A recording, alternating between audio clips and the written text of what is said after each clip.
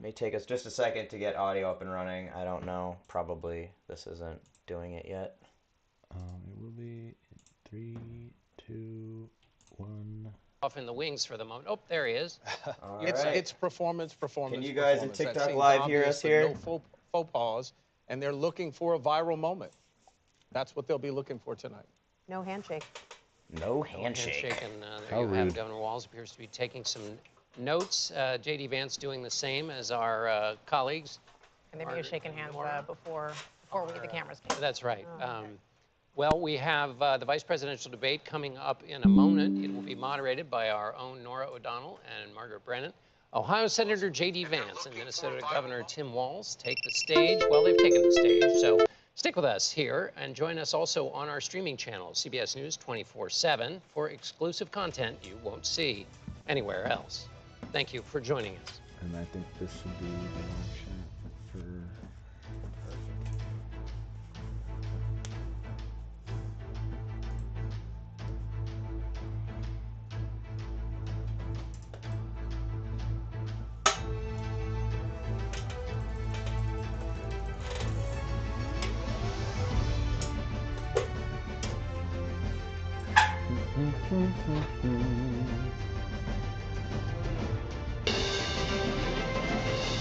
Tonight, with just over a month to go until Election Day, the first and only meeting between the two men who hope to become Vice President of the United States, Democratic Governor Tim Walz of Minnesota and Republican Senator J.D. Vance of Ohio. Now, this is likely the final debate of this election cycle, and voting is already underway in 20 states. CBS News polling shows this remains a race either presidential candidate could win. The CBS News vice presidential debate starts now. Fight for every single vote, and we're going to take this country back. And we are ready to continue to build the future together. We're going to turn this whole country red with President Donald J. Trump's leadership.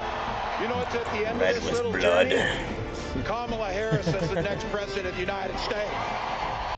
Hello, everybody joining on YouTube. Special, live from CBS News headquarters Hello, in New York. on America TikTok. Decides. The vice presidential debate. Shot up like crazy. 84 people already on there. I don't know how I feel Good with this evening, I'm broken Nora chair you got O'Donnell, me on. and thank you for joining us for tonight's CBS News Vice Presidential Debate. We want to welcome our viewers on CBS, on other networks here in the U.S. and around the world. I actually did not hear you. We have a consequential night ahead, and our focus is the issues that matter to you, the voter. Let's introduce the candidates. Minnesota's Democratic Governor Everybody Tim hear us Walz well and on the Ohio's Republican streams? Senator J.D. Vance tonight. Yeah, not meeting seeing much. for Is the first time. everybody hearing us, or I'm Margaret Brennan. In order to have a thoughtful and civil debate, these are the rules that both campaigns have agreed to. Questions will be directed at one candidate, who will have 2 minutes to respond. The other candidate will be allowed 2 minutes for rebuttal. Then each candidate will get another minute to make further points, with an additional 1 minute each at the discretion of the moderator. The primary role of the moderators is to facilitate the debate between the candidates, enforce the rules, and provide the candidates with the opportunity to fact-check claims made by each other. CBS News reserves the right to mute the candidates' microphones to maintain decorum. We have not shared the questions or topics with the campaigns. The stage is set.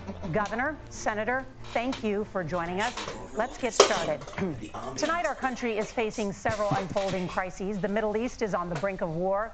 Americans are suffering from the catastrophic impact of Hurricane Helene. And now a labor strike as 25,000 dock workers from Maine to Texas. I don't know, but on the brink of war. We're going to begin tonight with the Middle East. It's like saying we're on the brink of World War III. It's like, I don't know what that means. Earlier today, Iran launched its largest attack yet on Israel, but that attack failed, thanks to joint U.S. and Israeli defensive action. President Biden has deployed more than 40,000 U.S. military personnel and assets to that region over the past year to try to prevent a regional war. Iran is weakened, but the U.S. still considers it the largest state sponsor of terrorism in the world, and it has drastically reduced the time it would take to develop a nuclear weapon. It is down now to 1 or 2 weeks' time. Governor Walz, if you were the final voice in the Situation Room, would you support or oppose a preemptive strike by Israel on Iran. You have 2 minutes. Well, thank you, and thank you for those joining at home tonight. Let's keep in mind where this started. October 7th, Hamas terrorists massacred over 1,400 Israelis and took prisoners. Israel's ability to be able to defend itself is absolutely fundamental. Getting its hostages back, fundamental, and ending the humanitarian crisis in Gaza. But the expansion of Israel and its proxies is an absolute fundamental necessity for the United States to have the steady leadership there. You saw it experienced today, where along with our Israeli partners and our coalition, able to stop the incoming attack. But what's fundamental here is that steady leadership is going to matter. It's clear, and the world saw it on that debate stage a few weeks ago, a nearly 80-year-old Donald Trump talking about crowd sizes is not what we need in this moment. But it's not just that. It's those that were closest to Donald Trump that understand how dangerous he is when the world is this dangerous. His chief of staff, John Kelly, said that he was the most flawed human being he'd ever met. And both of his secretaries of defense and his national security advisors said he should be nowhere near the White House. Now, the person closest to them, Donald Trump, said he's unfit for the highest office. That was Senator Vance. What we've seen out of Vice President Harris is we've seen steady leadership. We've seen a calmness that is able to draw on the coalitions to bring them together. Understanding that our allies matter. When our allies see Donald Trump turn towards Vladimir Putin, turn towards North Korea, when we start to see that type of fickleness around holding the coalitions together, we will stay committed. And as the Vice President said today we will protect our forces and our allied forces, and there will be consequences. Governor, your time is up. Senator Vance, the same question. Would you support or oppose a preemptive strike by Israel on Iran? You have 2 minutes. So, Margaret, I want to answer the question. First of all, thanks, Governor. Thanks to CBS for hosting the debate. And thanks, most importantly, to the American people who are watching this evening and caring enough about this country to pay attention to this vice presidential debate. I want to answer the question, but I want to actually give an introduction to myself a little bit, because I recognize a lot of Americans don't know who either one of us are. I was raised in a working-class family. My mother required food assistance for periods of her life. My grandmother required Social Security help to raise me, and she raised me in part because my mother struggled with addiction for a big chunk of my early life. I went to college on the GI Bill after I enlisted in the Marine Corps and served in Iraq. And so I stand here asking the Vice President with extraordinary gratitude for this country, for the American dream that made it possible for me to live my dreams. And most importantly, I know that a lot of you are worried about the chaos in the world and the feeling that the American dream is unattainable. I want to try to convince you tonight over the next 90 minutes that if we get better leadership in the White House, if we get Donald Trump back in the White House, the American dream is going to be attainable once again. Now, to answer this particular question, we have to remember that as much as Governor Walz just accused Donald Trump of being an agent of chaos, Donald Trump actually delivered stability in the world, and he did it by establishing effective deterrence. People were afraid of stepping out of line. Iran, which launched this attack, has received over $100 billion in unfrozen assets thanks to the Kamala Harris administration. What do they use that money for? They use it to buy weapons that they're now launching against our allies. Peace and through God having forbid, the biggest potentially, to be willing to be the most as erratic well. person that you don't want to piss off, so they won't bomb you because they don't like you. That's how you do peace, apparently.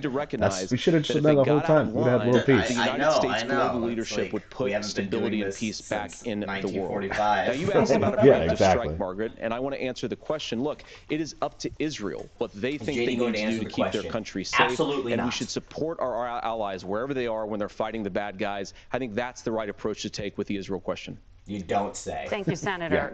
Great answer. We should do the right thing and support the good guys over the bad guys. Donald Trump was in office. We'll sometimes hear a revisionist history, but when Donald Trump was in office, it was Donald Trump who we had a coalition of nations that had boxed Iran's nuclear program in, the inability to advance it. Donald Trump pulled that program and put nothing else in its place. So Iran is closer to a nuclear weapon than they were before because of Donald Trump's fickle leadership. And when Iran shot down an American aircraft in international airspace, Donald Trump tweeted, because that's the standard diplomacy of Donald Trump. And when Iranian missiles did fall near U.S. troops and they received traumatic brain injuries, Donald Trump wrote it off as headaches.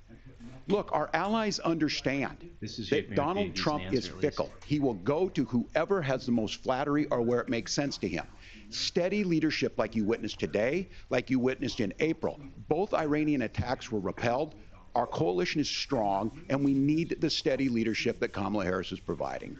Senator Vance, the U.S. did have a diplomatic deal with Iran to temporarily pause parts of its nuclear program, and President Trump did exit that deal. He recently said, just 5 days ago, the U.S. must now make a diplomatic deal with Iran because the consequences are impossible. Did he make a mistake? You have 1 minute. Well, first of all, Margaret, diplomacy is not a dirty word, but I think that's something that Governor Walz just said is quite extraordinary. You yourself just said Iran is as close to a nuclear weapon today as they have ever been. And Governor Walz, you blame Donald Trump. Who has been the vice president for the last 3.5 years? And the answer is you're How the fuck does the vice president do about stopping countries from getting nuclear weapons? Like, it's the vice president. They don't do shit. The sequence of events that led us to where we are right now, and you can't ignore October the 7th, which I appreciate Governor Walz bringing up. But when did Iran and Hamas and their proxies attack Israel? It was during the administration of Kamala Harris. So Governor Walz can criticize Donald Trump's tweets, but effective, smart diplomacy and peace through strength is how you bring stability back to a very broken world. Donald Trump has already done it once before. Ask yourself at home, when was the last time, I'm 40 years old, when was the last time that an American president didn't have a major conflict break out? The only answer is during the 4 years that Donald Trump was president. Gentlemen, we have a lot to get to. Nora? Margaret, thank you. Let's turn now to Hurricane Helene. The storm could become one of the deadliest on record. The hurricane the Democrats definitely made and like drove into the red states to destroy them before the election. Climate change makes brand new military technology. It definitely had nothing to do with us just fucking ignoring climate change for the past 50 fucking years. Senator Vance, according to CBS News polling, 7 in 10 Americans and more than 60% of Republicans under the age of 45 favor the U.S. taking steps to try and reduce climate change.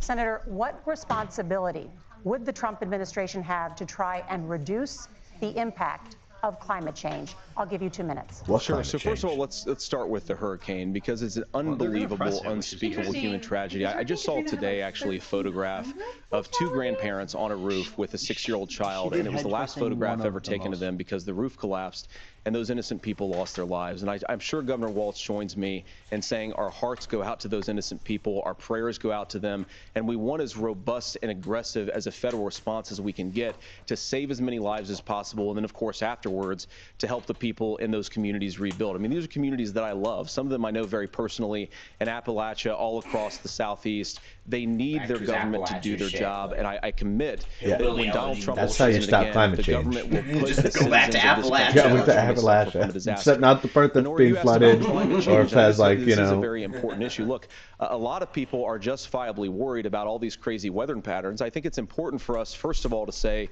Donald Trump and I support clean air, clean water. We want the environment to be cleaner and safer. But one of the things that I've noticed some of our Democratic friends talking a lot about is a concern about carbon emissions. This idea that carbon emissions drives all of the climate this idea. The idea that 99.9% of all fucking scientists in the whole goddamn planet agree is the idea that causes climate change. The answer is that you want to reshore as much American manufacturing as possible. But just bring back the manufacturing to America. That'll stop climate change.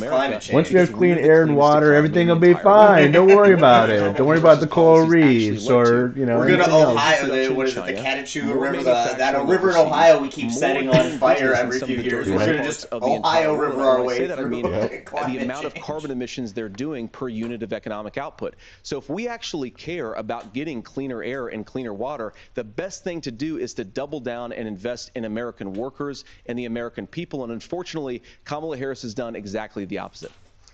Governor Walz, you have 2 minutes to respond. Well, we got close to an agreement because all those things are happening. Look, first of all, it is a horrific tragedy with this hurricane, and my heart goes out to the folks that are down there in contact with the governors. I serve as co-chair of the Council of Governors as we work together on these emergency managements. Governors know no partisanship. They work together. So all of the governors and the emergency responders are on the ground. Those happen on the front end. the federal government comes in, makes sure they're there to that we recover. But we're still in that phase where we need to make sure that they're staying there, staying focused. Now, look, coming back to the climate change issue, there's no doubt this thing roared onto the scene faster and stronger than anything we've seen. Senator Vance has said that there's a climate problem in the past. Donald Trump called it a hoax and then joked that these things would make more beachfront property to be able to invest in. What we've seen out of the Harris administration now, the Biden-Harris administration, is we've seen this investment. We've seen massive investments, the biggest in global history that we've seen in the Inflation Reduction Act, has created jobs all across the country. 2,000 in Jeffersonville, Ohio, taking the EV technology that we invented and making it here. 200,000 jobs across the country. The largest solar manufacturing plant in North America sits in Minnesota. But my farmers know climate change is real. They've seen 500-year drought. Yeah. 500-year floods back to back. But what they're doing is adapting, and this has allowed them to tell me, look, I harvest corn, I harvest soybean, and I harvest wind. We are producing more natural gas and more oil at any time than we ever have. We're also producing more clean energy. So the solution for us is to continue to move forward, that climate change is real. Reducing our impact is absolutely critical, but this is not a false choice. You can do that at the same time you're creating the jobs that we're seeing all across the country. That's exactly what this administration has done. We are seeing us becoming an energy superpower for the future, not just the current. And that's what absolutely makes sense. And then we start thinking about how do we mitigate these disasters. Thank you. Senator, I want to give you an opportunity to respond there. The governor mentioned that President Trump has called climate change a hoax. Do you agree? Well, look, what the president has said is that if the Democrats, in particular Kamala Harris and her leadership, if they really believe that climate change is serious, what they would be doing is more manufacturing and more energy production in the United States of America, and that's not what they're doing. So clearly, that's exactly what they're doing. What the fuck are you talking about? Literally what he just said. We're doing more clean energy. Oh my God, more energy production domestically, and we're producing more fossil fuels domestically. That's exactly what we just fucking said. It's a slogan that often the Democrats will use here. And I'm talking, of course, about the Democratic leadership. And the real issue is that if you're spending hundreds of millions or even billions of dollars of American taxpayer money on solar panels that are made in China, number one, you're going to make the economy dirtier. We should be making more of those solar panels here in the United States of America. Some of them are, Tim, but a lot of them are being made overseas in China, especially the components that go into those solar panels. So because Donald Trump's merch is made overseas in China. Yeah, how many? Every single piece of Donald Trump's shit is made in China. Like, Jesus Christ, of course that it's... new $100 watch he's selling, if it ever gets made, would definitely be made in China. Raised energy prices and also meant... yeah, how about you just reverse, decades and decades of electronics manufacturing in one instant, in one 4-year term? Huh, Biden? How can you do clean energy? Kamala Harris, the vice president, why isn't she done it? Why isn't she done it? Yeah, right. Deal, folks. These are farmers that have been drought one year, massive flooding the next year. They understand that it makes sense. Look, our #1 export cannot be topsoil from erosion from these massive storms. We saw it in Minnesota this summer. And thinking about how do we respond to that, we're thinking ahead on this. And what Kamala Harris has been able to do in Minnesota, we're starting to weatherproof some of these things. The infrastructure law that was passed allows us to think about mitigation in the future. How do we make sure that we're protecting by burying our power lines? How do we make sure that we're protecting lakefronts and things that we're seeing more and more of? But to call it a hoax and to take the oil company executives to Mar-a-Lago, say, give me money for my campaign and I'll let you do whatever you want. We can be smarter about that, and an all-above energy policy is exactly what she's doing, creating those jobs right here. Governor, your time is up. The overwhelming consensus among scientists is that the Earth's climate is warming at an unprecedented rate. Margaret? Thank you, Nora. Hey, a little We're bit going of to turn fact-checking now there. to immigration. The crisis at the U.S.-Mexico border consistently ranks as one of the top issues for Jackie's American finishing voters. up the hot dish now. Senator Vance, So I know that your it's not relevant to the campaign debate is pledging to carry out the largest mass deportation plan in American history and to use the U.S. military to do so. Could you be more specific about exactly how this will work? Jackie's excited about it. Would you deport So parents that's who have always a good entered the sign. U.S. And she, illegally made and the roux separate from them scratch from and any everything. of She their went all out. children who were born on U.S. soil? You have 2 minutes. So first of all, Margaret, before we talk about deportations, we have to stop the bleeding. We have a historic immigration crisis because before we talk Kamala about Harris something that's going to be massively and expensive and said impossible to that she wanted do, to let's undo talk about Donald something Trump's that also makes no sense 94 in that we need to orders stop people from suspending coming over deportations, legally decriminalize into our illegal country. aliens, So just massively completely seal the increasing southern the border, asylum fraud nobody that in and exists in out, our legally system. or That has opened illegally. the floodgates. We just And need what to it's stop all meant is that a commercial, lot of fentanyl is processes. coming into our country. I had a mother who struggled with opioid addiction and has gotten clean. I don't want people who are struggling with addiction to be deprived of their second chance because Kamala Harris let in fentanyl into our communities. You just said he's got to stop all Americans from coming So into the United States from the southern border. That's obviously his plan. That's the only way to stop fentanyl from coming across. Re-implement deportations, and that gets me to your point, Margaret, about what do we actually do?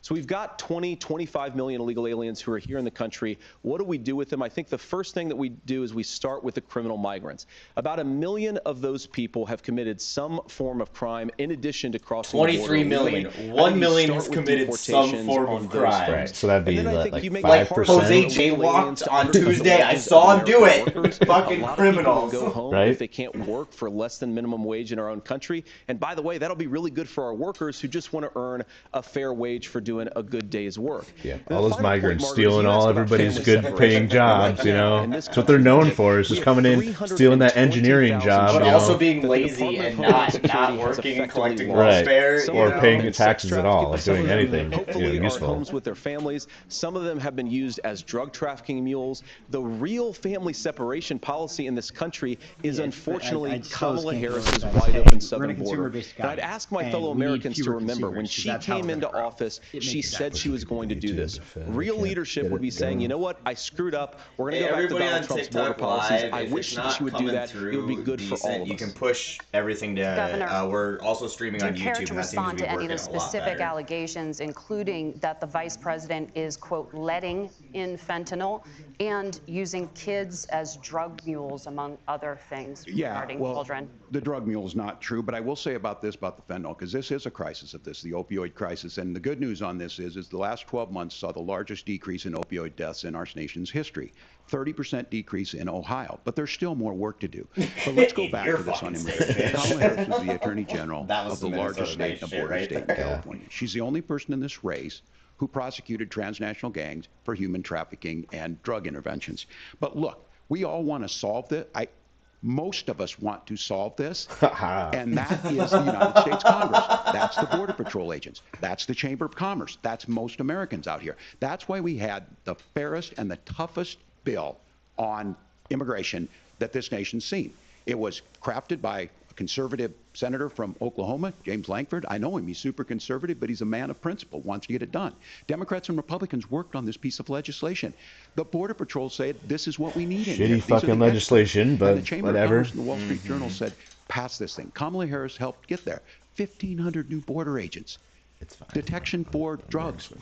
DOJ money to speed up these the adjudications on this, just what America wants.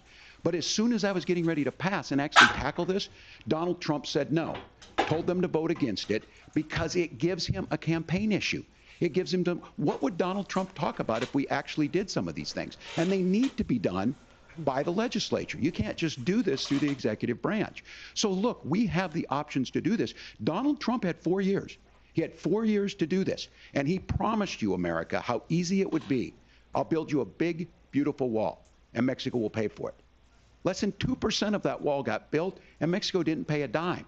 But here we are again, 9 years after he came down that escalator, dehumanizing people and telling them what he was going to do. As far as the deportation plan, at one point, Senator Vance said it was so unworkable to be laughable. So that's where we're at. Pass the bill, she'll sign it. Governor, your time is up. Senator, the question was, will you separate parents from their children, even if their kids are U.S. citizens? You have 1 minute. Margaret, my point is that we already have massive child separations thanks to Kamala Harris's open border. And I didn't accuse Kamala Harris of inviting drug mules. I said that she enabled the Mexican drug cartels. Again, if you think there's an open border, Vance, leave all your ID at home, drive across it, and then try coming back over. Right? How that works. Yeah. Look, I think Exactly. what Tim said just doesn't pass the smell test. For 3 years, Oh, it doesn't Kamala pass the Harris smell went out test, you see? bragging You know, that she was obviously, gonna then undo he's Donald Trump's absolutely border wrong. policy. You She know, did exactly doesn't that. pass We had a JD's smell record number test. of illegal crossings. We had a record number of fentanyl Oh, wait, coming into our country. Oh, that's probably what it is. She's running for president, or a few months before, she says that somehow she got religion and cared a lot about a piece of legislation. The only thing that she did when she became the vice president, when she became the appointed border czar, was to undo 94 Donald Trump executive actions that opened the border. This problem is leading to massive problems in the United States of America. Parents who can't afford health care, yeah, schools that are overwhelmed. It's got to stop, and it will when Donald Trump is president again. Senator, your time is up. Governor, what about our CBS News polling, which does show that a majority of Americans, more than 50%, support mass deportations? Look, there's no way that fix over this 50% of issue with a bill Americans that is actually necessary, but the agree with issue mass on this is, deportation. This is what happens when you don't Not want a to solve chance. it. You demonize it. And we saw this. And Senator Vance, and it surprises me on this, talking about and saying, I will create stories to bring attention to this. That vilified a large number of people who were here legally in the community of Springfield. The Republican governor said, it's not true. Don't do it. There's consequences for this. There's consequences. We could come together. Senator Langford did it. We could come together and solve this if we didn't let Donald Trump continue to make it an issue. And the consequences in Springfield were the governor had to send state law enforcement to escort kindergartners to school. I believe Senator Vance wants to solve this, but by standing with Donald Trump and not working together to find a solution, it becomes a talking point. And when it becomes a talking point like this, we dehumanize and villainize other human beings. Tim, Governor, your time is up. Senator, I'll give you 1 minute, but let me just ask you the question first. The governor has made the point, and I think as a sitting lawmaker, you know that Congress controls the purse strings and any funding.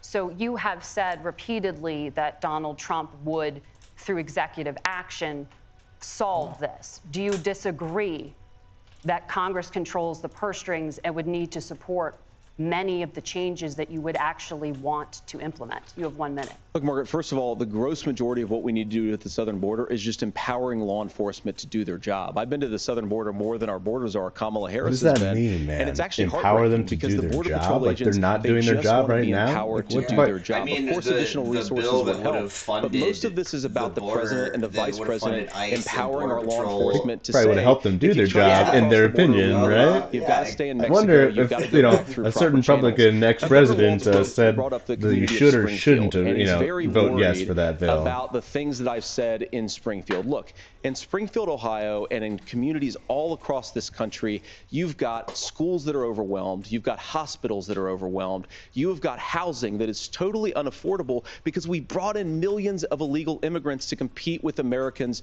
for scarce homes. The people that I'm most worried about in Springfield, Ohio, are the American citizens who have had their lives destroyed by Kamala Harris's open border. It is a disgrace, Tim. And I actually think, I agree with you. I think you want to solve this problem, but I don't think that Kamala Harris does. Senator, your time is up. Governor, you have 1 minute to respond. That should open up some room for housing. It is law enforcement that asked for the bill. They helped craft it. They're the ones that supported it. That's because they know we need to do this. Look, this issue of continuing to bring this up, of not dealing with it, of blaming migrants for everything. CBS, the QR code. On housing, we could talk a little bit about Wall Street speculators buying up housing and making them less affordable, but it becomes a blame. Look, this bill also gives the money necessary to adjudicate. I agree. It should not take 7 years for an asylum claim to be done. This bill gets it done in 90 days. Then you start to make a difference in this, and you start to adhere to what we know, American principles.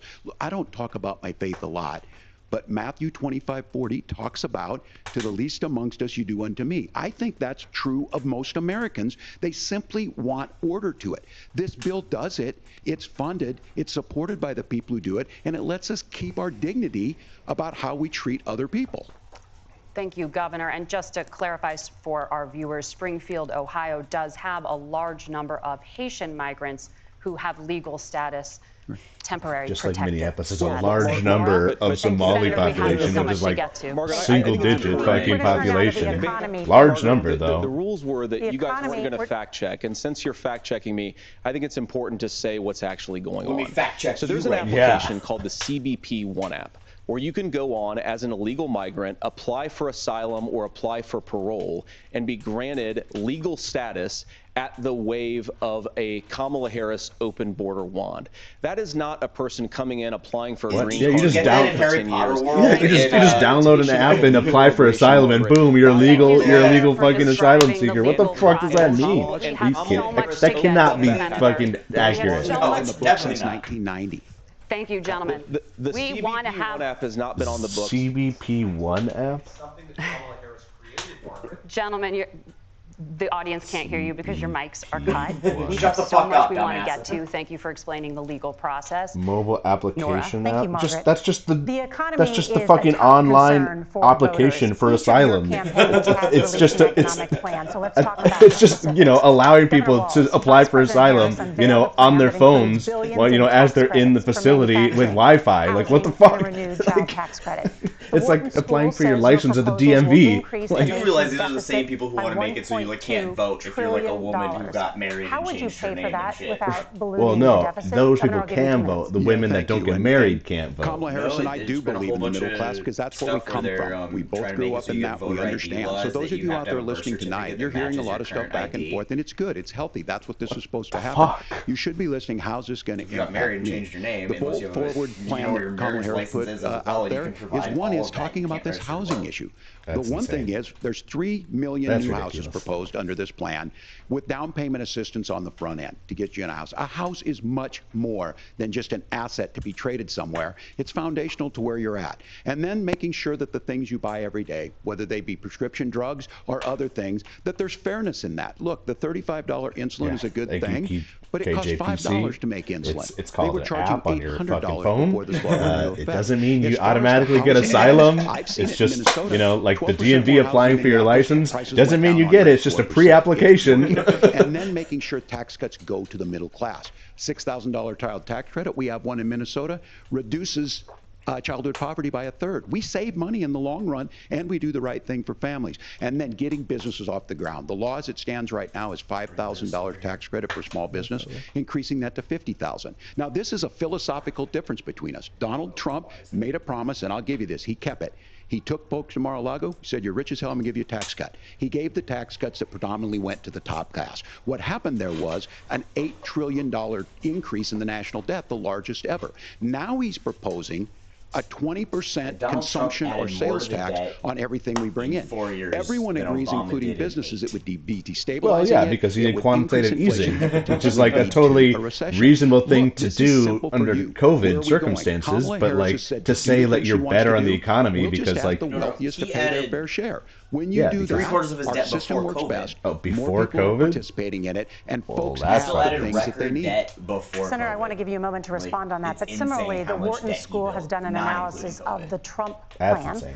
and says it would increase the nation's deficit by $5.8 trillion.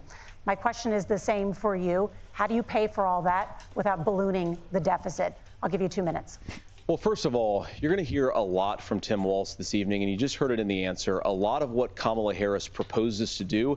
And some of it, I'll be honest with you, it even sounds pretty good. Here's what you won't hear, is that Kamala Harris has already done it. Because she's been the vice president for 3.5 years. She had the opportunity to enact all of these great policies. Yeah, and because what as she's vice actually president, done you know, you get to instead do all the is things that drive you the want to cost do of as president, food but higher just, by you know, 25%. under the you get name to of the write actual the bills, president. you get to pass them Housing through higher by Congress, and you get to 60%. sign them into law. Right, and all those executive orders you get as vice president, you know? Like, there's just so many things that she could have Kamala done. Harris has such great plans for how to address middle-class problems, then she ought to do them now. Not when asking for a promotion, but in the job the American people gave her 3.5 years ago. And the fact that she isn't tells you a lot about how much you can trust her actual plans. Okay, now, Donald Captain Trump's economic Guideliner, plan how come you haven't not fixed just all a of plan, Ohio? but it's You've been also senator a of record. Ohio A for lot like of those same 2 economists years or attack Donald something. Trump's Right. plans. Why They isn't have Ohio the PhDs, but best they state don't in the have common country? sense and they don't have wisdom, because Donald Trump's economic policies delivered the highest take-home pay in a generation in this country, 1.5% inflation, and to boot, peace and security all over the world. So when people say that Donald Trump's economic plan doesn't make sense, I say look at the record. He delivered rising take-home pay for American workers. Now, Tim admirably admits that they want to undo the Trump tax cuts. But if you look at what was so different about Donald Trump's tax cuts, even from previous Republican tax cut plans, is that a lot of those resources went to giving more take-home pay to middle-class and working-class Americans. It was passed in 2017, and you saw an American economic boom unlike we've seen in a generation in this country. That is a record that I'm proud to run Except on, the stock and we're going to market, get pretty back sure, to is that at like an common all-time sense high wisdom right now. so that you can afford I don't know to what to live tell you the there, American dream JD. again. Stock market's already doing, do the things that you say, should be doing. It's going to stop when Donald Trump brings back common sense to this country. Governor, do you want to respond to that? What has Kamala Harris done for the middle class? Yeah, well, Kamala Harris's day one was Donald Trump's failure on COVID that led to the collapse of our economy. We were already before COVID in a manufacturing recession, but 10 million people out of work, largest percentage since the Great Depression. 9 million jobs closed on that. That was day one. Whether it was the Infrastructure Act or other things we moved. Now, you made a question about experts, said this. I've made a note of this. Economists can't be trusted. Science can't be trusted. National security folks can't be trusted. Look, if you're going to be president, you don't have all the answers. Donald Trump believes he does. My pro tip of the day is this. If you need heart surgery, listen to the people at the Mayo Clinic in Rochester, Minnesota, not Donald Trump. And the same thing goes with this. And I ask you out there, teachers, nurses, truck drivers, whatever, how is it fair that you're paying your taxes every year and Donald Trump hasn't paid any federal tax in the last 15 years, and the last year as president? That's what's wrong with the system. Of course, how do we know that he hasn't paid? And he's He hasn't released any of his returns, has he? And that's all you want. Whatever. Governor, you say trust the experts. But those same experts for 40 years said that if we shipped our manufacturing base off to China, we'd get cheaper goods. They lied about that. They said that's exactly what happened. And then when supply chain issues were created because of COVID, prices went up because there's no fucking supply. What the fuck is so difficult to understand about this situation? Less productive in our own nation, that it would somehow make us better off. Also, and it they was were wrong Nixon about it. and Reagan responsible for shipping the fucking jobs to China. The wisdom and the courage to say to that bipartisan consensus, we're not doing it anymore. We're bringing American manufacturing back. We're unleashing American energy. We're going to make more of our own stuff. And this isn't just an economic issue. I mean, I've got three beautiful little kids. Biden says the same exact fucking thing, and that's why we're doing the CHIPS Act, and that's why we're doing the Infrastructure Act, blah, blah, blah. Bodies of our children are manufactured by nations that hate us. This has to stop, and we're not going to stop it by listening to experts. Ask him, we're going to stop it by since listening he thinks to common Kamala can do all these things as vice president. Senator, they should ask him, what would you do day one as vice president? And how would you do that? I'd get down on my knees and suck up Trump, make sure he's happy, and then I'd go sit in my VP office and go cut some ribbons on some fucking... I'm not a guy who wanted to ship things overseas, but I understand that, look, we produce soybeans and corn. We need to have fair trading partners. That's something that we believe in. I think the thing that most concerns me on this is Donald Trump was the guy who created the largest trade deficit in American history with China. So the rhetoric is good. Much of what the senator said right there, I'm in agreement with him on this. I watched it happen too. I watched it to my communities, and we talked about that. But we had people undercutting the right to collectively bargain. We had right to work states made it more difficult. We had companies that were willing to ship it over, and we saw people profit. Folks that are venture capital in some cases, putting money into companies that were overseas. We're in agreement that we bring those home. The issue is Donald Trump is talking about it. Kamala Harris has a record, 250,000 more manufacturing jobs just out of the IRA. May I respond to that? Yes. So appreciate that. So if you notice, what Governor Walz just did is he said, first of all, Donald Trump has to listen to the experts. And then when he acknowledged that the experts screwed up, he said, well, Donald Trump didn't do nearly as good of a job as the statistics show that he did. So what Tim Walz is doing, and I honestly, Tim, I think you got a tough job here, because you've got to play whack-a-mole. You've got to pretend that Donald Trump didn't deliver rising take-home pay, which of course he did. You've got to pretend that Donald Trump didn't deliver lower inflation, which of course he did, and then you've simultaneously got to defend Kamala Harris's atrocious economic record, which has made gas, groceries, and housing completely different scenario in regular economy versus post-COVID economy. Who would it's like sometimes go into completely medical two debt separate so situations. that she could put food on the table in our household.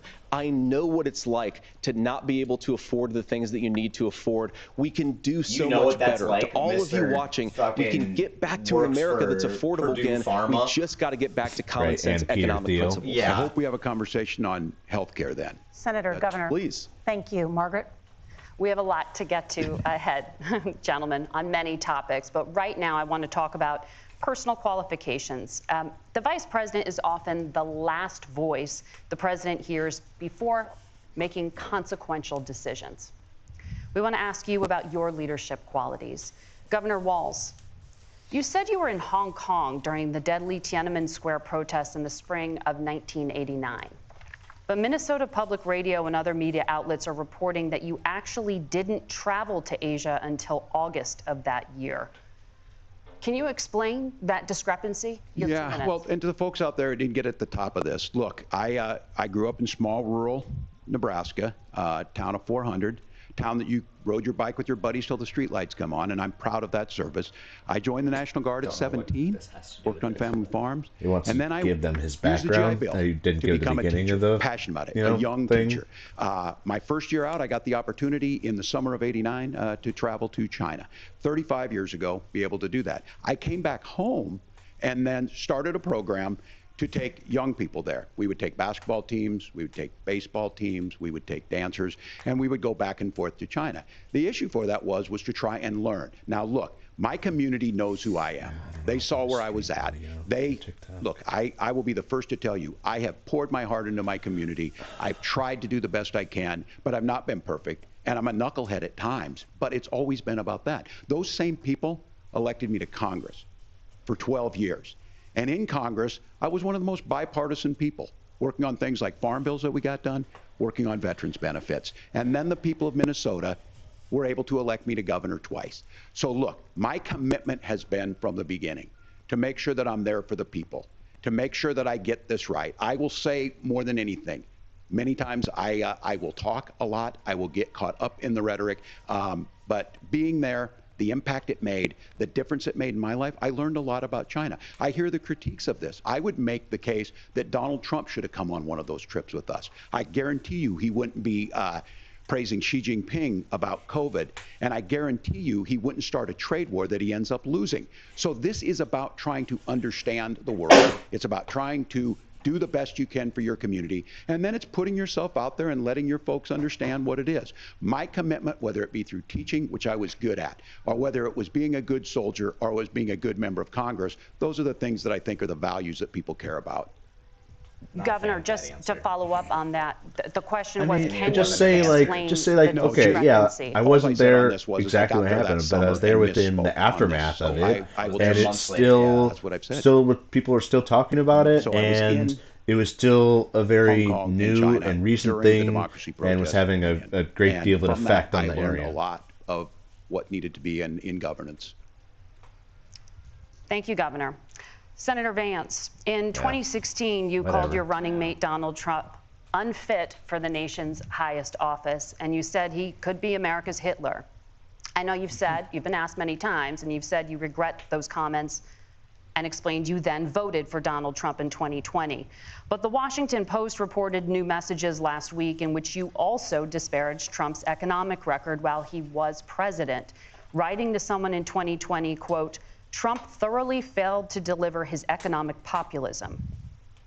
You're now his running mate, and you've shifted many of your policy stances to align with his. If you become vice president, why should Americans trust that you will give Donald Trump the advice he needs to hear, and not just the advice he wants to hear? You have 2 minutes. Well, first of all, Margaret, because I've always been open. And sometimes, of course, I've disagreed with the president, but I've also been extremely open about the fact that I was wrong about Donald Trump. I was wrong, first of all, because I believed some of the media stories that turned out to be dishonest fabrications of his record. But most importantly, Donald Trump delivered for the American people. Rising wages, rising take-home pay, an economy that worked for normal Americans, a secure southern border, a lot of things, frankly, that I didn't think he'd be able to deliver on. And yeah, when you screw up, when you misspeak, when you get something wrong and you change your mind, you ought to be honest with the American people about it. It's one of the reasons, Margaret, why I've done so many interviews is because I think it's important to actually explain to the American people where I come down on the issues and what changed. Now, you pointed out the messages from 2020. Margaret, I've been extremely consistent that I think there were a lot of things that we could have done better in the Trump administration the first round if Congress was doing its job. I strongly believe, and I've been a United States Senator, that Congress is not just a high-class debating society. It's not just a forum for senators and congressmen to whine about problems. It's a forum to govern. So there were a lot of things on the border, on tariffs, for example, where I think that we could have done so much more if the Republican Congress and the Democrats in Congress had been a little bit better about how they govern the country. They were so obsessed with impeaching Donald Trump, they couldn't actually govern. And I want to talk about this tariff issue in particular, Margaret, because Tim just accused this of being a national sales tax. Look, the one thing, and you're not, probably surprised to hear me praising Joe Biden, but the one thing that Joe Biden did is he continued some of the Trump tariffs that protected American manufacturing jobs. And it's the one issue, the most pro-worker part of the Biden administration, it's the one issue where Kamala Harris has run away from Joe Biden's record. Think about this. If you're trying to employ slave laborers in China at $3 a day, you're going to do that and undercut the wages of American workers unless our country stands up for itself and says you're not accessing our markets unless you're paying middle-class Americans a fair wage. Senator, your time is up. Unless Nora? you're charging them Thank you. extra because Now to they're the issue of just going to pass along the tariff tax to Governor consumers. Walz, after Roe versus Wade was overturned, you signed a bill into law that made Minnesota one of the least restrictive states in the nation when it comes to abortion. Former President Trump said in the last debate that you believe decriminalize abortion quote, in the 9th month is absolutely fine. Yes or no? Is that what you support? I'll give you 2 minutes. That's not what the bill says, but look, this issue is what's on everyone's mind. Donald Trump put this all into motion. He brags about how great it was that he put the judges in and overturned Roe versus Wade, 52 years of personal autonomy. And then he tells us, oh, we send it to the states. It's a beautiful thing. Amanda Zaworski would disagree with you on it's a beautiful thing. A young bride in Texas waiting for their child at 18 weeks. She has a complication, a tear in the membrane. She needs to go in. The medical care at that point needs to be decided by the doctor. And that would have been an abortion. But in Texas, that would have put them in legal jeopardy. She went home, got sepsis, nearly dies, and now she may have difficulty having children. Or in Kentucky, Hadley Duval, a 12-year-old child. Exactly. We got an abortion episode coming out, folks. Take a look at it after this. When God asked about that, Senator Vance said two wrongs don't make a right. There is no right in this. So in Minnesota, what we did was restore Roe versus Wade. We made sure that we put women in charge of their health care. But look, this is not where, if you don't know Amanda or a Hadley, you soon will. Their Project 2025 is going to have a registry of pregnancies. It's going to make it more difficult, if not impossible, to get contraception and limit access, if not eliminate access to infertility treatments. For so many of you out there listening, me included, infertility treatments are why I have a child. That's nobody else's business, but those things are being proposed. And the catch-all on this is, well, the states will decide what's right for Texas might not be right for Washington. That's not how this works. This is basic human right. We have seen maternal mortality skyrocket in Texas, outpacing many other countries in the world. This is about health care. In Minnesota, we are ranked first in health care for a reason. We trust women, we trust doctors. Senator, do you want to respond to the governor's claim? Will you create a federal pregnancy monitoring agency? No, Nora, certainly we won't. And I want to talk about this issue. I only talked about it on a podcast as something that we could do. But now that we're on a debate stage, nope, we definitely won't do that. It was a thought process. It's a hypothetical. Yeah, family in a neighborhood where I knew a lot of young women who had unplanned pregnancies and decided to terminate those pregnancies because they feel like they didn't have any other options. And, you know, one of them is actually very dear to me. And I know she's watching tonight. And I love you. And she told me something a couple years ago. There's no pregnant couches out there. She felt like if she hadn't had an abortion, that it would have destroyed her life because she was in an abusive relationship.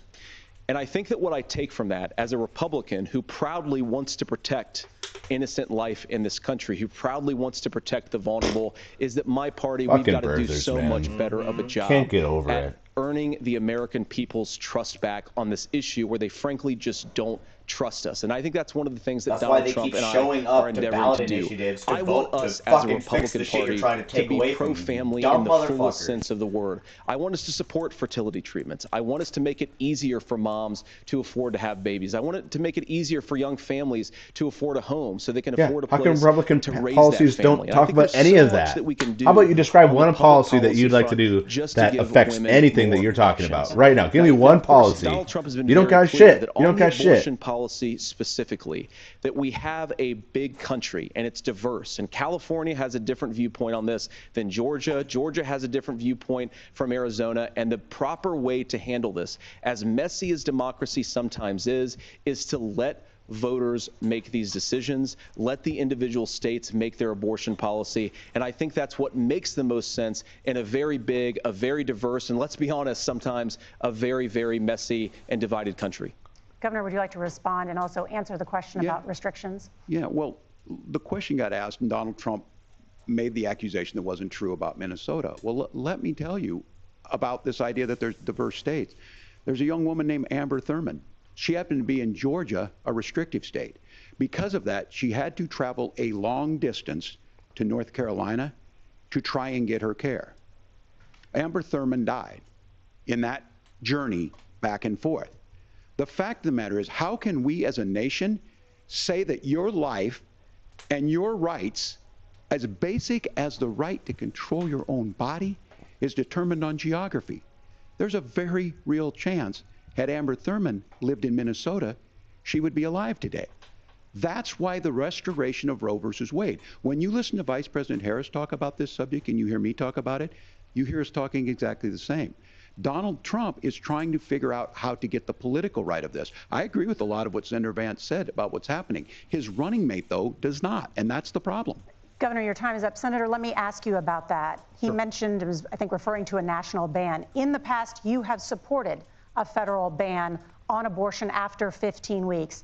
In fact, you said if someone can't support legislation like that, quote, you are making the United States the most barbaric pro-abortion regime anywhere in the entire world. My question is, why have you changed your position? Canada and Laura, the EU. First of all, I never supported a national ban. I did when I was running for Senate in 2022. I never supported. I did, but that was. For example, we have a partial birth abortion ban in place in this country at the federal level. I don't think anybody's trying to get rid of that, or at least I hope not. Though I know that Democrats have taken a very radical pro-abortion stance. But Nora, you know, one of the things that changed radical is pro-abortion stance. We had a referendum in 2023, and the people of Ohio voted overwhelmingly. By the way, against my position. And I think that what I learned from that, Nora, is that we've got to do a better job at winning back people's trust. So many young women would love to have families. So many young women also see an unplanned pregnancy as something that's going to destroy their livelihood, destroy their education, destroy their relationships. And we have got to earn people's trust back. And that's why Donald Trump and I are committed to pursuing pro-family policies, making child care more accessible, making fertility treatments more accessible, because we've got to do a better job at that, and that's what real leadership is. Governor, your response. I'm going to respond on the pro-abortion piece of that. No, we're not. We're pro-women. We're pro-freedom to make your own choice. We know what the implications are to not be that. Women having miscarriages, women not getting the care, physicians feeling like they may be prosecuted for providing that pro-abortion. And as far as making sure that we're educating our children and giving them options, Minnesota's a state with one of the lowest teen pregnancy rates. We understand that too. We know that the options need to be available, and we make that true. Contraception and we sex also ed, baby. We're a top it's amazing. State. Fucking works. It's weird. To raise children. It's the most pro-life thing you can do. To try and say that we're pro-children, but we don't like this, or you guys are pro-abortion, that's not the case at all. We are pro-freedoms for women to make their choices, and we're going, and Kamala Harris is making the case, to make options for children more affordable, a $6,000 child tax credit, but we're not going to base that on the backs of making someone like Amber Thurman drive 600 miles to try and get health care. Senator? May I respond to that? First of all, Governor, I agree with you. Amber Thurman should still be alive, and there are a lot of people who should still be alive, and I certainly wish and that it's she your was. fucking fault they're not, and maybe you dipshit. You're free to disagree with me on this. Trump's fault, but yeah. But as I read the Minnesota law that you signed into law, the statute that you signed into law, it says that a doctor who presides over an abortion where the baby survives, the doctor is under no obligation to provide life-saving care to a baby who survives a botched late-term abortion. That is, what is that even? Not pro-choice. What do you even? What do you think about? Yeah, we're just gonna let the baby die. You know, if it's you know can survive on its own outside of the womb, we're just gonna let it die instead of performing life-saving care on it. Yeah, that's totally what's gonna happen. To violate their freedom of conscience. We can be a big and diverse country where we respect people's freedom of conscience and make the country more pro-baby and pro-family. But please. Yes, Governor, please respond. Look, this is one where there's always something there. This is a very simple proposition. These are women's decisions to make about their healthcare decisions, and the physicians who know best when they need to do this. Trying to distort the way a law is written to try and make a point, that's not it at all. What was I wrong about, Governor? Please tell me, what was I wrong about? That is not the way the law is written. Look, I've given But this, how? I've given this advice on a lot of things, that getting involved, getting engaged, that's been misread, and it was fact-checked at the last debate. But the point on this is there's a continuation of these guys to try and tell women or to get involved. I use this line on this, just mind your own business on this. Things work best when Roe versus Wade was in place. True. Why does anybody else give a flying fuck? That Like, works best. if you don't give a shit about homeless people, why should you give a shit about a fucking baby that's not even born yet? Like, from making sure that once that child's born, like in Minnesota, they get meals. They get early childhood education. Yeah, we feed the fucking health kids care. after they so show up. Hiding behind we're going to do all these other things when you're not proposing them in your budget. Kamala Harris is proposing them. She's proposing all those things to make life easier for families. I asked a specific question, Governor. You gave me a slogan as a response. It's not the case. It's not true. That's not what the law says. So they fact-checked it with President Trump. Just quote me the line in the bill that says that they can like kill a baby after it's born. News vice presidential debate in just a moment. no, I think even what he said, it says that doctors don't have to give life-saving care. Yeah. According to him. For commercial stuff here, and talk about that because.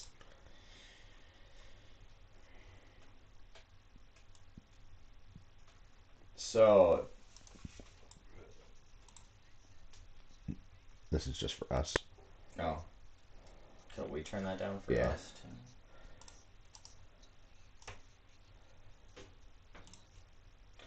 So, the whole thing about, like, an afterbirth abortion or, like, you don't have to provide life-saving care, all that bullshit is if you... Because at that point, it's not even abortion. If you're that late, you're giving birth. It's going to be a C-section or a forced induction. Induction. Inducement. There it is. Forced inducement. And the problem is that, or well, not the problem, but just the way the bill is written is, palliative care. Right. Basically, it's allowing a non-viable fetus or infant to die comfortably because they aren't going to live. So it's giving them whatever care to make sure that they're not in pain because they're not. It's basically hospice for newborns. Right. Yeah. All it is it's hospice for newborns, and they're terminal. Yeah. They will not be able to survive. So there's it's no not care you can a provide. botched abortion. It's like, okay, this fetus is not going to survive. The mother's health is at risk. We need to get this out to make sure that she doesn't die or have health complications. The baby's not going to make it, and we are going to allow it to die as dignified and comfortably as possible. It's, palliative care. Thanks, Ryan. It's so fucking stupid that they have twisted that into... Yeah, I mean, that's the classic fucking Republican thing to do, is like find something that is like a little obfuscated and like takes like a little bit of like thinking to get to the point. See, and that's what I would have turned around. I would have said the bill allowed for palliative care. Do you know what that is? I don't know. Come on, JD. I appreciate that this listener like knew that immediately, but I didn't like understand what he was saying. Like when he described it, I was like, that's that just feels like a mischaracterization, which I guess mischaracterization is what, Tim said. Yeah, he's like, that was fact-checked, and I wish Tim would have been a little bit more on point with, like, this is what it is, turn around. So you're saying that you are in favor of making infants suffer in extreme agony until they die. That's what you want. Right. You want to make infants... Because this is kind of what we need to do. Is like, this is your rhetoric. This is the rhetoric you're putting on us. Is, oh, we want to abort babies after they're born. Oh, you want to make infants suffer and be in extreme agony until they die. Right.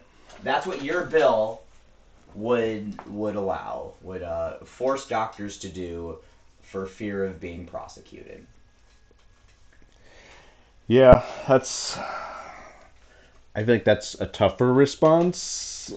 I'm very soft spoken. I don't know if you've noticed, and like we've had about a minute and a half, 2 minutes to kind of like get our heads around it. Not real time, not on national television live. Right, but you knew this one was coming. Yeah, but you didn't know he was going to specifically quote like a portion of a bill from Minnesota. He didn't specifically quote. He just said, "Oh, the bill is written this make-believe way." Well, right, so it's even harder because you can't even like know, like he just interpreted it in a way that you could not really have planned for. Mm-hmm. But I agree, it would have been better. I agree, it would have been better. I think it's a little tougher. The easiest one to plan for, though, because you knew that they were going to come after this because Minnesota has the most relaxed, or the most... we didn't talk about it in our abortion podcast at all. Like, that's not something we discussed. I guess, but we didn't have somebody bringing it up, and we had nobody coaching us. I think we're back on here, so... we also did very little practice for that. Vice presidential debate. We want to turn now to America's gun violence epidemic. The leading cause of death for children and teens in America is by firearms. Senator Vance, you oppose most gun legislation that Democrats claim would curb gun violence. You oppose red flag gun laws and legislation to ban certain semi-automatic rifles, including AR-15. So let me ask you, earlier this year, for the first time, the parents of a school shooter were convicted of involuntary manslaughter and sentenced to 10 years in prison. Like 16 to 19 is the biggest portion. So if you took those out, then then it goes back to car accidents. I'll give you 2 minutes.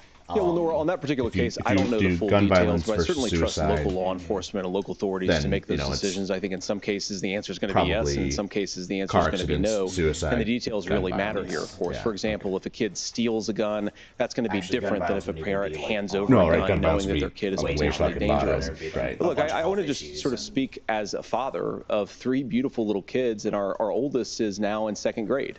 And like a lot of parents, we send our kids to school with such hope and such joy and such pride at their little faces on the first day of school, and we know, unfortunately, that a lot of kids are going to experience this terrible epidemic of gun violence. And of course, our hearts go out to the families that are affected by this terrible stuff, and we do have to do better. And I think that Governor Walz and I actually probably agree that we need to do better on this. The question is just, how do we actually do it? Now, here's something that really bothers me and worries me about this epidemic of violence.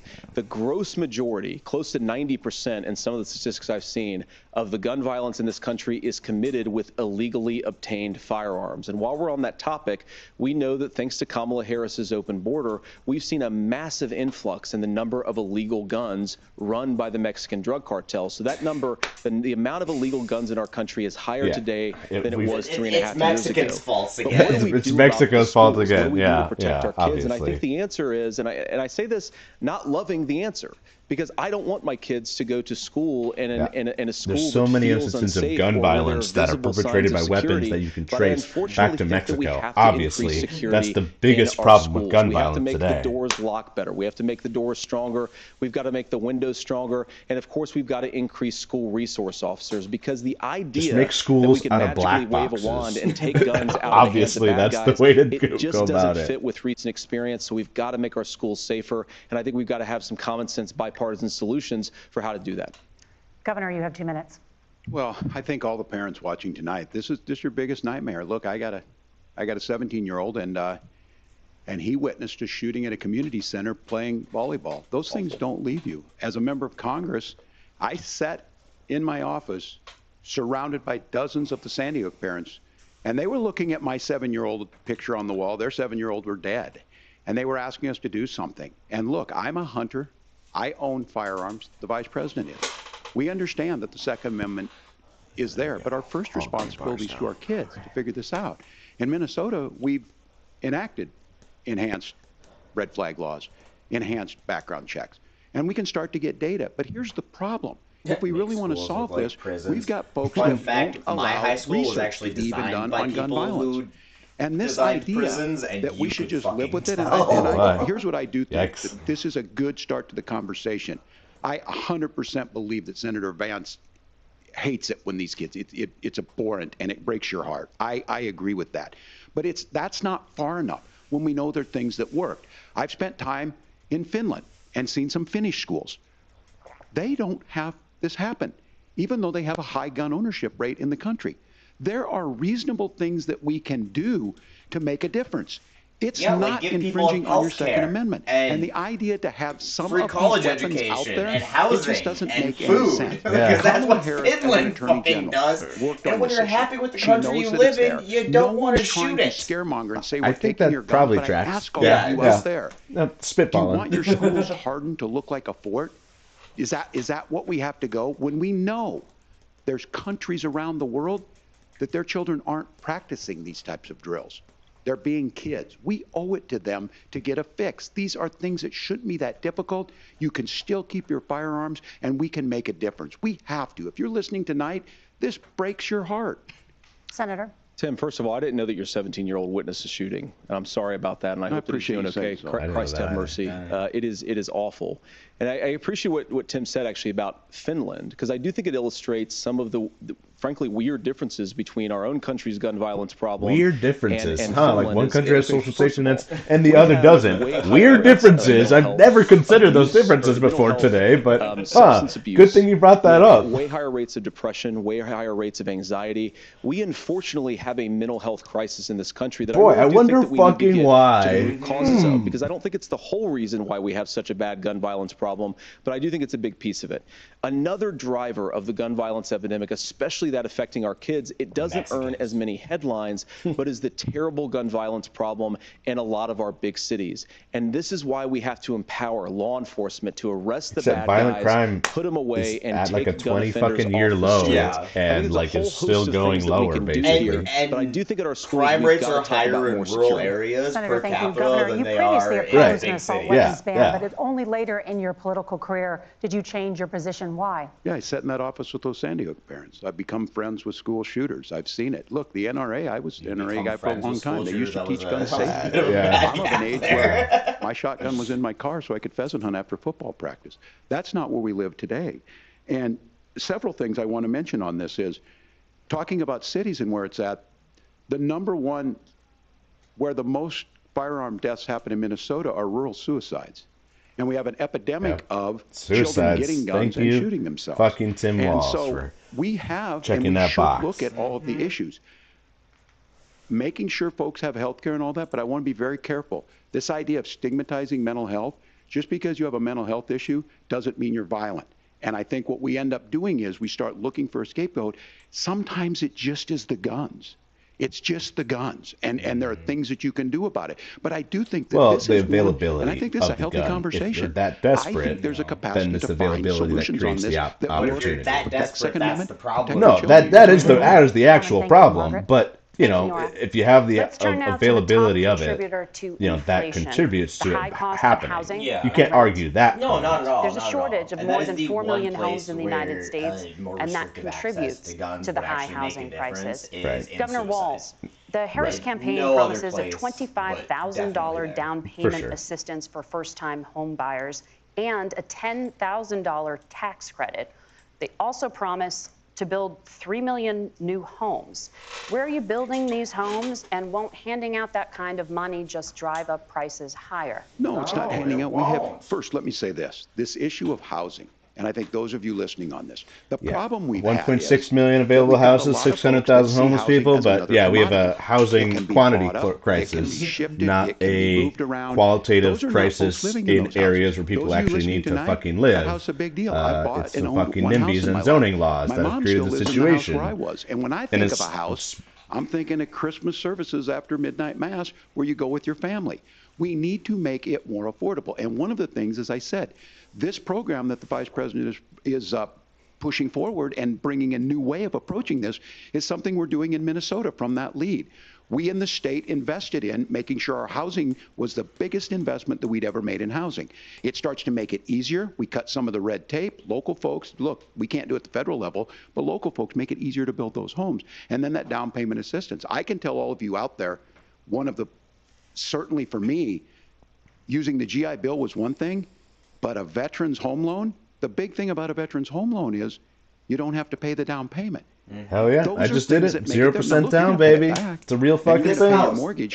Those are things that we know in the long run, the appreciated value, the generational wealth that's created from it. Even if you sell your old house, if you had owned a house previously, like to move to a, you know, inflation rates.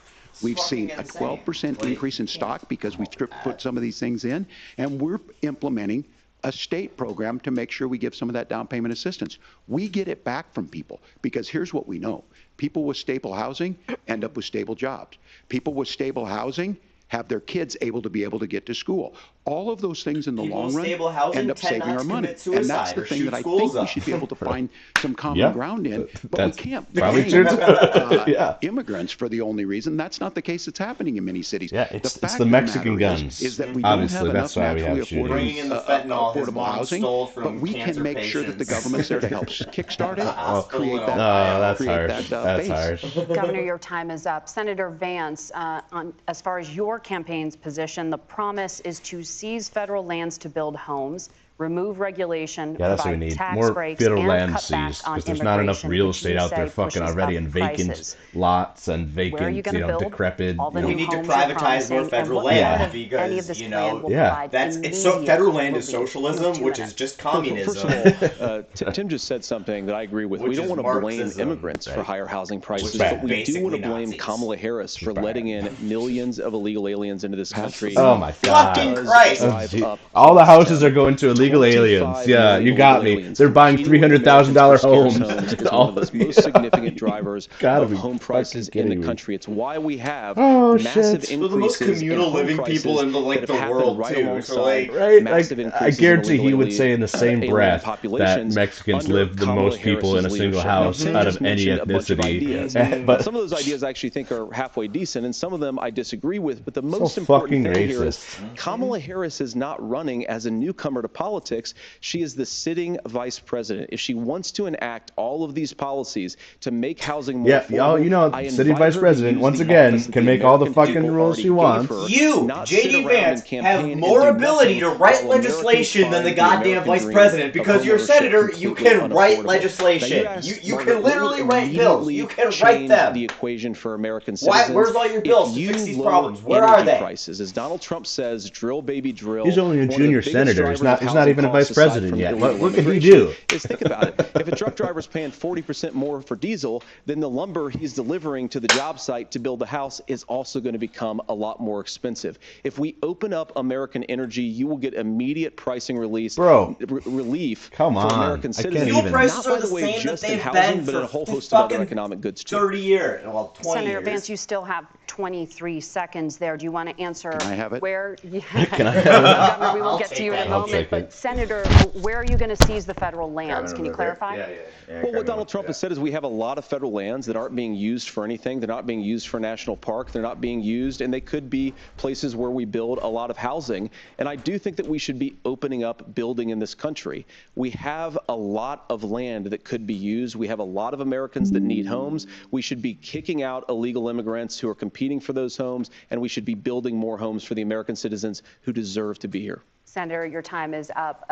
Governor, I do want to let you respond to the allegation that the vice president is letting in.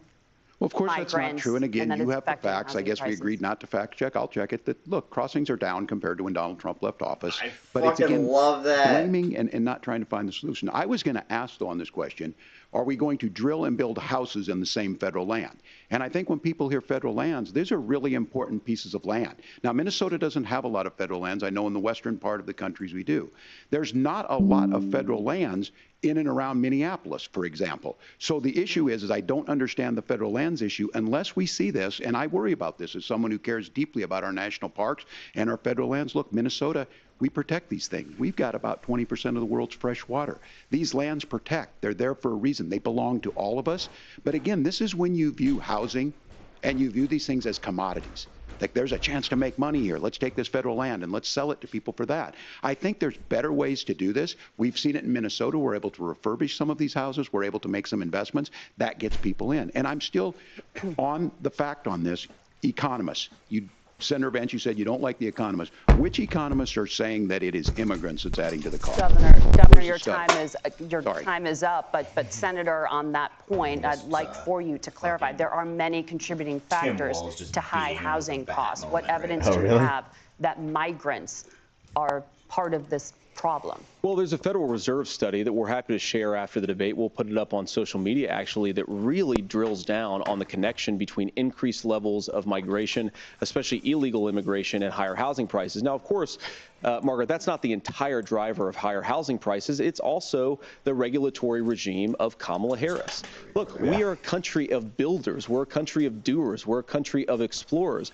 But we increasingly have a federal administration that makes it harder to develop our resources, makes it harder to build things, and wants to throw people in jail for not doing everything exactly as Kamala Harris says they have to do. And what that means is that you have a lot of people who would love to build homes who aren't able to build homes. I actually agree with Tim Walz. We should get out of this idea of housing as a commodity. But the thing that has most turned housing into a commodity I doubt that. is giving I so it doubt away that. to He millions doesn't upon even millions of understand what the people fuck who that have means. no legal right to be even here. a tiny bit. What are the federal regulations? I deal with this as a governor. You can very quickly reply. I'm sorry. I get this as a governor, and I don't necessarily disagree with that in some cases, many of those are local. Many of them are state. I don't know which ones are federal, but I think whenever we talk regulations, people think they can get rid of them. I think you want to be able to get out of your house in a fire. I think you want to make sure that it's fireproof and those types of things. So which are the regulations? Because the vice president's not responsible for those. Congress writes those. Governor, thank you. Gentlemen. Thank you. Finally. Oh, wait, he's not going to be able to, fail to respond to any of that. Thank you. One of the top problems facing Americans is the high cost of health care. Senator Vance, at the last presidential debate, former President Trump was asked about replacing the Affordable Care Act. In response, he said, "I have concepts of a plan." Since then, Senator, you've talked about changing how chronically ill Americans get health insurance. JD Vance should not be running for VP. He should be doing TikTok eyeliner tutorials. And can you guarantee that Americans with pre-existing conditions won't pay more? I'll give you 2 minutes. Well, of course, we're going to cover Americans with pre-existing conditions. In fact, a lot of my family members have gotten of course, just like we did before the Affordable Care Act / Obamacare. That's why we, didn't have it before Obamacare, but we're totally going to have it now, obviously. When we repeal it, replace it with that thing we haven't told you what it is yet, but we're going to tell you any day. But it's going to include most of the same stuff that Obamacare does. It's just going to be different names. They're not going to propose a 900-page bill standing on a debate stage. It would bore everybody to tears. Not going to propose a 900-page bill. How about you don't, give a 1,000-page bill to Congress and then give them less than 24 hours to read it and then say, this is our plan to replace and repeal. Repeal and replace. Like, are you fucking joking? In a very long time. Under Kamala Harris's leadership, prescription drugs are up about 7%. Under Donald Trump's entire 4 years, they were up about 1.5%. He introduced pricing transparency. Think about healthcare. You go into a hospital, you try to buy something, and nobody knows what it actually costs. That price transparency will actually because the Republicans are so for price transparency. Like, that's communism. Last I checked. I think it's at least price fixing. It's at least price. It's at least socialism, if not communism. We allow states to experiment. And obviously, when you're dying, you definitely have time to shop around hospitals and price. He actually implemented some of these regulations. Yeah, exactly. Like, well, Mercy Grace over here is cheaper than children, so I'm going to go. Right? dexterously until Donald Trump. I'm going to go to the vet is actually what I'm going to do now. President Trump. Of course, you don't have to agree with everything that President Trump has ever said or ever done. But when Obamacare was you don't have to agree with what Trump says, but you should absolutely have to fact check everything and agree with everything that Tim Walz has ever said. But no, don't care about what Trump has ever said, but definitely care about everything freaking Walz has ever said. There's so much more that we can do, but I think that Donald Trump has earned the right to put in place some better health care policies. Tim's looking up the answers on his phone right now. That's what he's doing. All right, here's where being an old guy gives you some history. I was there at the creation of the ACA.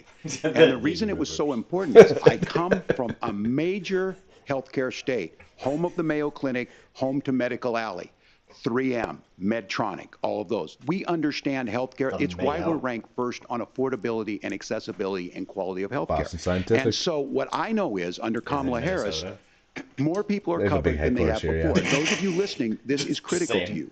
Now, drive past it on 610 all the time. Go back and remember this. He ran on the first thing he was going to do on day one was to repeal Obamacare. On day one, he tried to sign an executive order to repeal the ACA. He signed on to a lawsuit to repeal the ACA, but lost at the Supreme Court. And he would have repealed the ACA had it not been for the courage of John McCain to save that bill. Now, fast forward, what that means to you is you lose your pre-existing conditions. If you're sitting at home and you got asthma, too bad. If you're a woman, probably not. Broke your foot during football, might kick you out. Your kids get kicked out when they're 26. Kamala Harris negotiated drug prices for the first time with Medicare. We have 10 drugs that will come online, the most common ones that'll be there. But look, this issue, and when Donald Trump said, I've got a concept of a plan, it cracked me up as a fourth grade teacher because my kids would have never given me that. But what Senator Vance just explained might be worse than a concept. Because what he explained is pre-Obamacare. And I'll make this as simple as possible because I have done this for a long time. What they're saying is, if you're healthy, why should you be paying more? So what they're going to do is let insurance companies pick who they insure, because guess what happens? You pay your premium, it's not much. They figure they're not going to have to pay out to you. But those of you a little older, gray, got cancer, you're going to get kicked out of it. That's why the system didn't work. Kamala Harris will protect and enhance the ACA. Governor, thank you. Senator, you have not yet explained how you would protect people with pre-existing conditions or laid out that plan. Well, look, we currently have laws and regulations in place right now that protect people with pre-existing conditions. We've been trying really hard to keep those get rid of regulations them. in place. They are But we currently also in want to make place. the health insurance marketplace function a little bit better. Now, what Governor Walz just said is actually not true. A lot of what happened, and the reason that Obamacare was crushing under its own weight, is that a lot of young and healthy people were leaving the exchanges. Donald Trump actually helped address that problem, and he did so in a way that preserved people's access to coverage who had pre-existing conditions. But again, something that these guys do is they make a lot of claims about if Donald Trump becomes president, all of these terrible consequences are going to ensue. But in reality, Donald Trump was president. Inflation was low. Take-home pay was higher. And he saved the very program from a Democratic administration that was collapsing and would have collapsed absent his leadership. He did his job, which is govern in a bipartisan way and get results. Money, better, have more stuff. Governor, did enrollment under the Affordable Care Act go up under the Trump administration? It's higher now that we've seen it go up. Look, people are using it. The system works. And the question about this of young people or whatever, that's the individual mandate piece of this. And Republicans fought tooth and nail saying, well, Americans should be free to do this. Well, then what happens is... So you think the individual mandate's a good idea? I think the idea of making sure the risk pool is broad enough to cover everyone, that's the only way insurance works. When it doesn't, it collapses. You are asking pre-ACA where we get people out. Look, people know that they need to be on health care. People expect it to be there. And when we are able to make it, and we are making it this way, when we incentivize people to be in the market, when we help people who might not be able to afford it get there, and we make sure then when you one get healthcare plan that includes everybody, 300-some million people, 350 million people. How big that risk once you get past seems like a pretty big risk pool. The ACA works. We can continue to do better. Kamala Harris did that. The way she made everything better was negotiating those 10 drugs on Medicare for the first time in American history. Thank you. Margaret? Can I address that? I apologize. No, we're out of time. We have a number of subjects to discuss. Margaret? Let's talk about families in America. There is a child care crisis in this country, and the United States is one of the very few developed countries in the world. Okay, but can you list all things that we're one of the very few developed countries to provide to our citizens? Because that might take up the rest of the time you have tonight. This is a day one priority for you. How long should employers be required to pay workers while they are home taking care of their newborns? You have 2 minutes. Yeah, well, that's negotiable, and that's what Congress works. But here's what the deal is. Americans sitting out there right now, you may work for a big company. Look, we're home in Minnesota to some of the largest Fortune 500 companies. Kamala Harris knows that in Colorado. Most per capita, baby. Those companies provide paid family medical leave. One is, I think they're moral and they think it's a good thing, but it also keeps their employees healthy.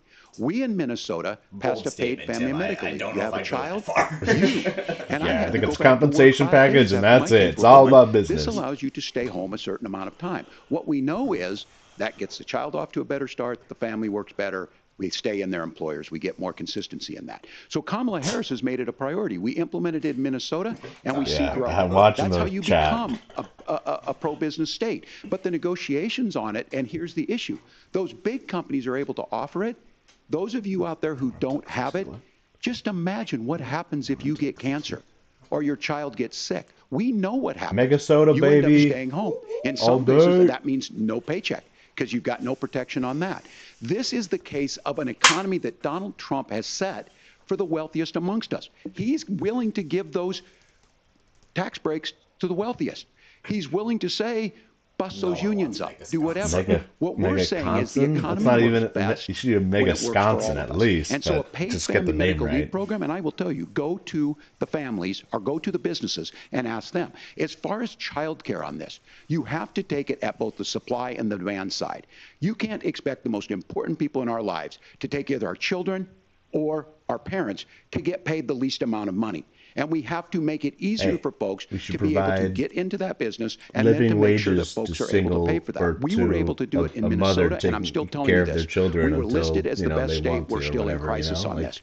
A federal program of paid family medical leave and help with this will enhance our workforce, enhance our families, and make it easier to have the children that you want. They can get paid to raise their child instead. Senator, do you support a national paid leave program? And if so, for how long should employers be mandated to pay their employees while they are home taking care of their newborn? You have 2 minutes. Yeah, well, first of all, Margaret, a number of my Republican colleagues and some Democrats, too, have worked on this issue. And I think there is a bipartisan solution here because a lot of us care about this issue.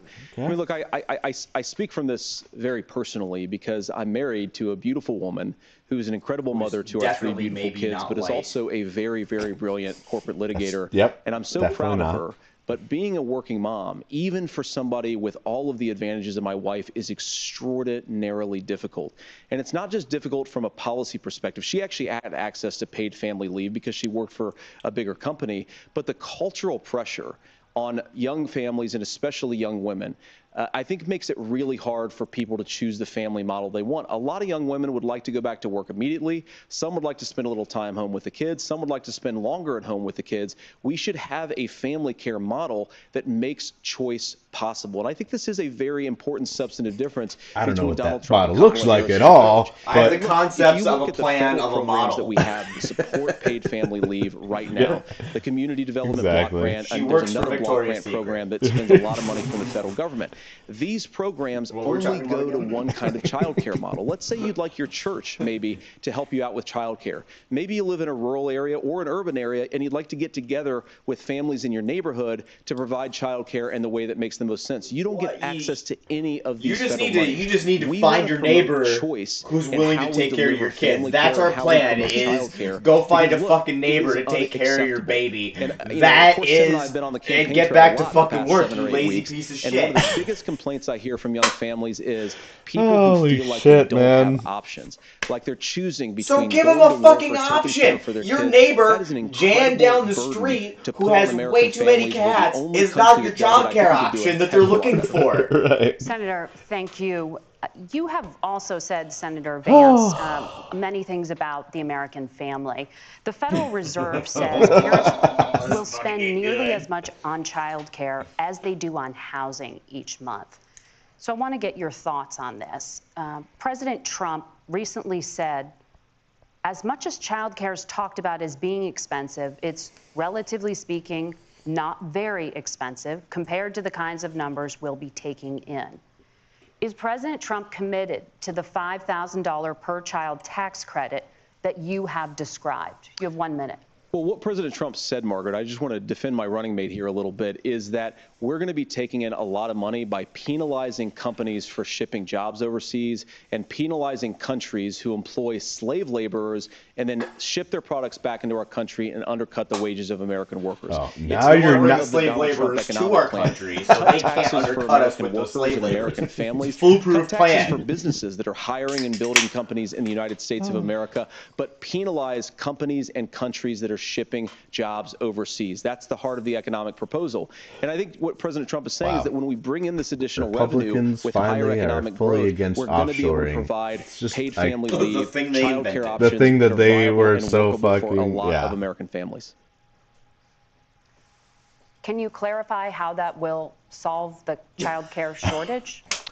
Well, because as Tim said, a lot of the child care shortage is we just don't have enough resources going into the multiple people who could be providing family care options. Like the cat lady down the street.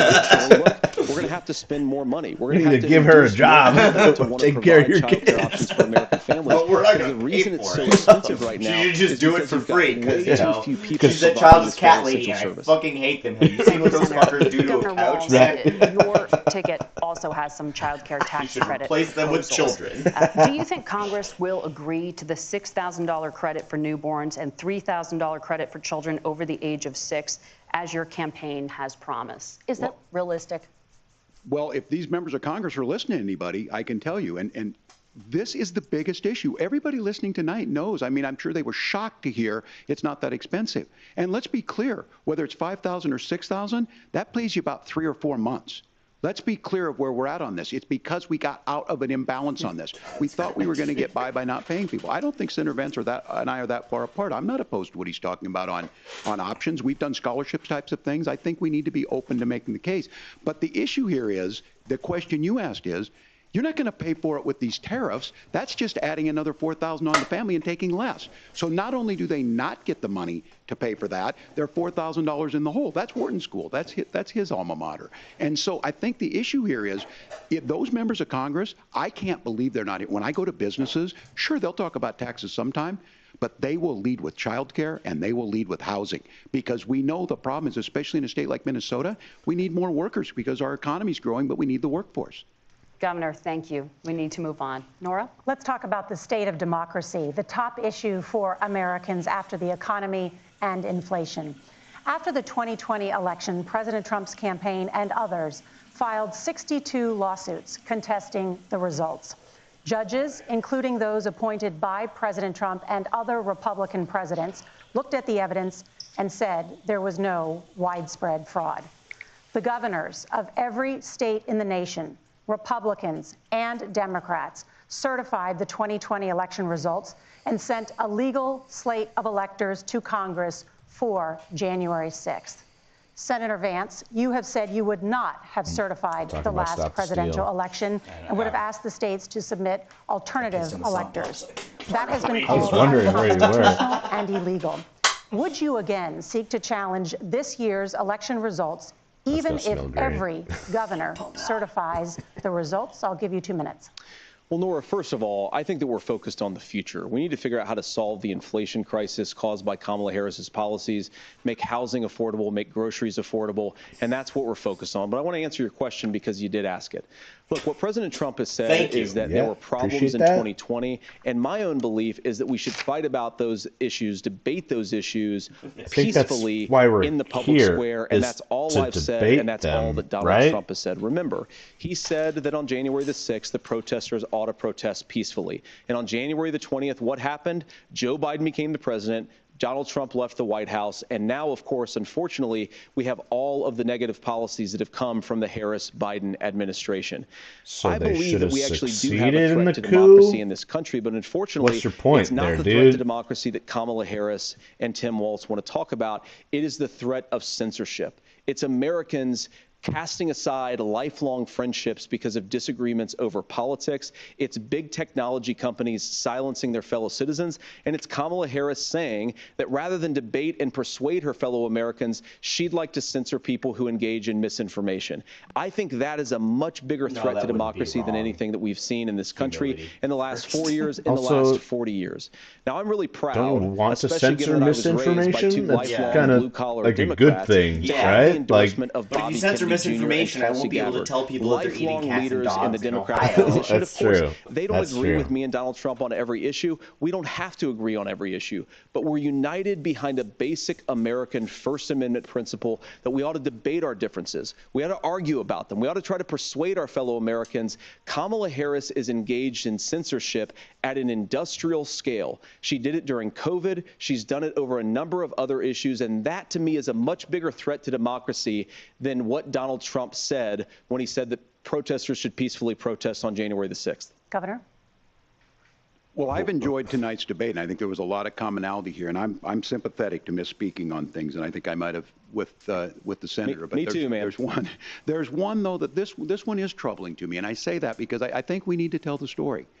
Donald Trump refused to acknowledge this, and the fact is that I don't think we can be the frog in the pot and let the boiling water go up. He was very clear. I mean, he lost this election, and he said he didn't. 140 police officers were beaten at the Capitol that day. Some with the American flag, several later died. And it wasn't just in there. In Minnesota, a group gathered on the state capitol grounds in St. Paul and said, we're marching to the governor's residence and there may be casualties. The only person there was my son and his dog, who was rushed out crying by state police. That issue, and Mike Pence standing there as they were chanting, hang Mike Pence. Mike Pence made the right decision. So, Senator, it was adjudicated over and over and over. I worked with kids long enough to know, and I said as a football coach, sometimes you really want to win, but the democracy is bigger than winning an election. You shake hands, and then you try and do everything you can to help the other side win. That's what was at stake here. Now, the thing I'm most concerned about is the idea that imprisoning your political opponents, already laying the groundwork for people not accepting this. And a president's words matter. A president's words matter.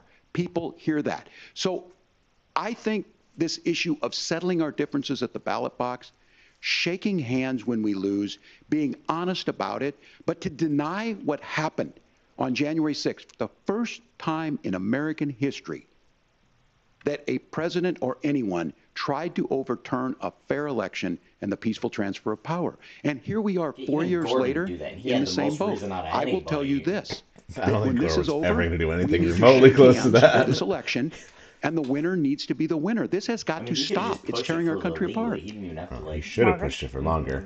Senator Vance, But did no, you want to if you respond to don't think that Yeah, well, January look, Tim, 6th was first of a all, violent act of it's aggression really rich against our for democracy, Democratic you are leaders to not say an that American. Donald Trump is a unique threat to democracy when he peacefully gave over power on January the 20th, as we have done for 250 after years January in this 6th. country. Super We're going to peaceful. shake hands after this debate and after this election. And of course, I hope that we win, and I think we're going to win. But if Tim Walz is the next vice president, he'll have my prayers, he'll have my best wishes, and he'll have my help whenever he wants it. But we have to remember that for years in this country, Democrats protested the results of elections. Hillary Clinton in 2016 said that Donald Trump had the election stolen by Vladimir Putin because the Russians bought like $500,000 worth of Facebook ads. Actually This true. has been going on But for she a didn't say he long had time. stolen. She said If we want to say they that influenced, we they need to tampered respect the with results of the the election, which I'm they on did. board. Yeah. But if we want to Didn't say say he as stole Tim the Walz election. saying that this Right. is just a problem that Republicans have had, I don't buy that.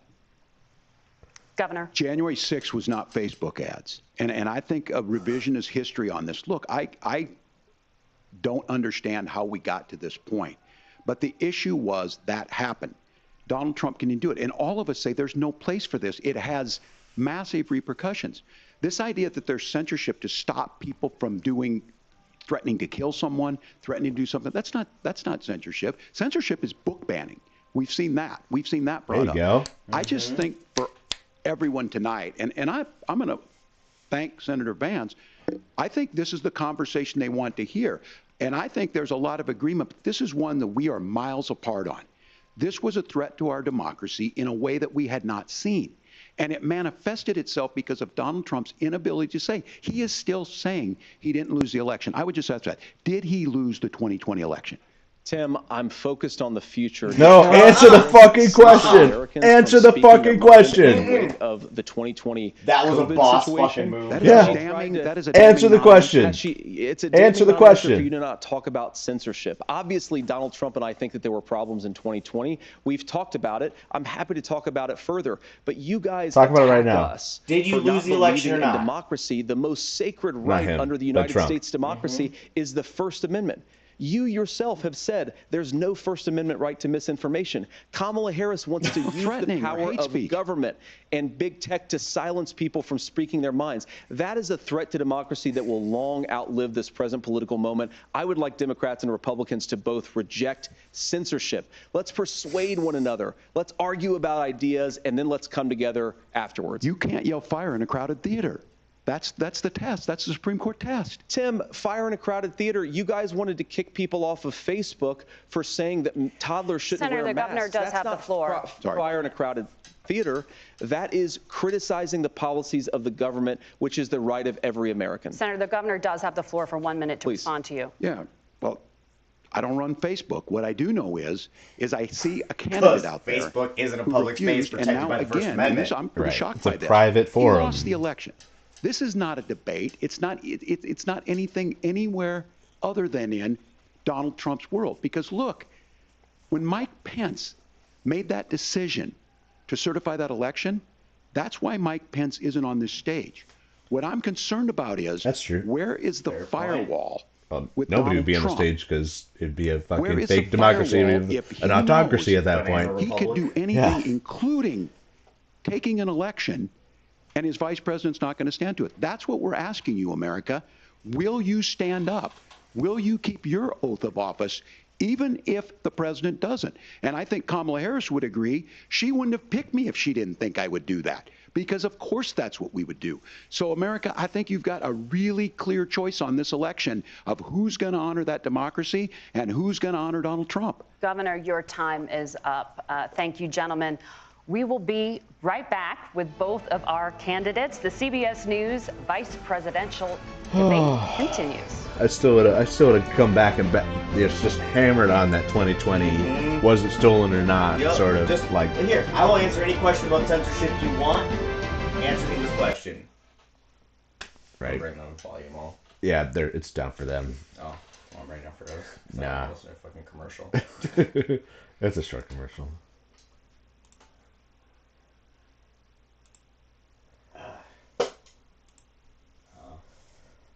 I do love how Vance is just like, so I'm saying convincing words into the microphone. And this is definitely things that has nothing to do with the question you just asked, but I believe them. It's like, yeah, thank you for asking the question. Conviction. Yeah. And I want to thank you for asking this conviction, but the problem is that illegal immigrants stole the 2020 election. Right. Which I do not deny, but do not confirm. Oh, man. I just cannot, like, I do think that Walz is having a solid. Oh, he turned it like he got calm and he got into it, and now he's good. But yeah, he definitely started out pretty shaky. But yeah, no, he's definitely coming into his own, and Especially healthcare, he drove it home. Yeah. Abortion, he did a decent job at, though I do think he could have done even a tad better. He did a decent job at immigration too. Yeah, he's done some decent jobs on immigration. You know, as much as the Harris-Walz platform is like shitty on immigration, like he did a decent job. He's like, hey, we put the bill forward, you voted against it. Well, and the fentanyl stuff, like he actually brought up some statistics about like fentanyl that were like relevant. Brought up real numbers. Yeah, no, he's doing good, and he did, I think, a really decent job on that one January 6th. Like, asking that question right there. Right. Like they like turn the screw and it's like, oh, now what you gonna say, huh? Right. And obviously that was definitely a little bit of a stumble there.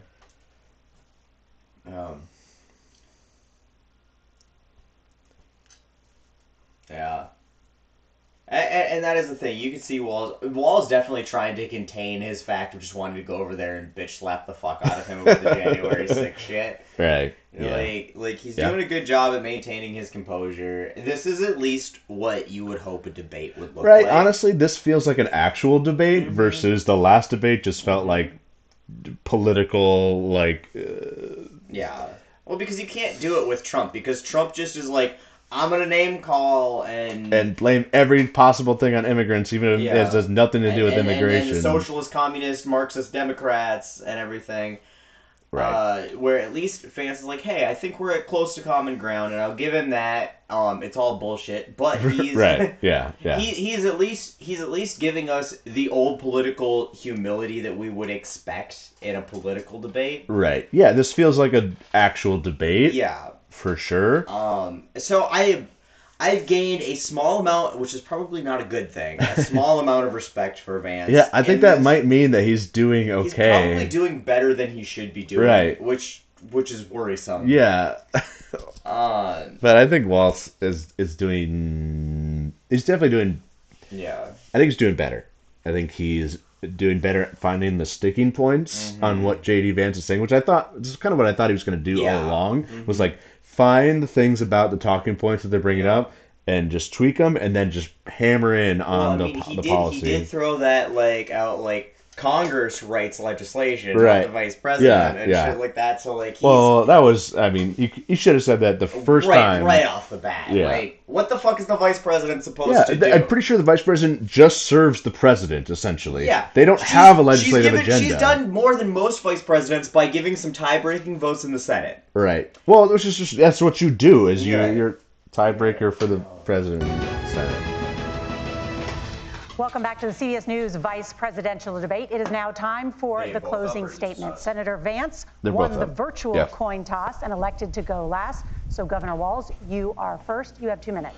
Well, thank you, Senator Vance. Thank you to CBS News. And most importantly, thank you to all of you. If you're still up and the folks who miss Dancing with Our Stars, I appreciate it. But look, the support of the democracy matters. It matters that you're here.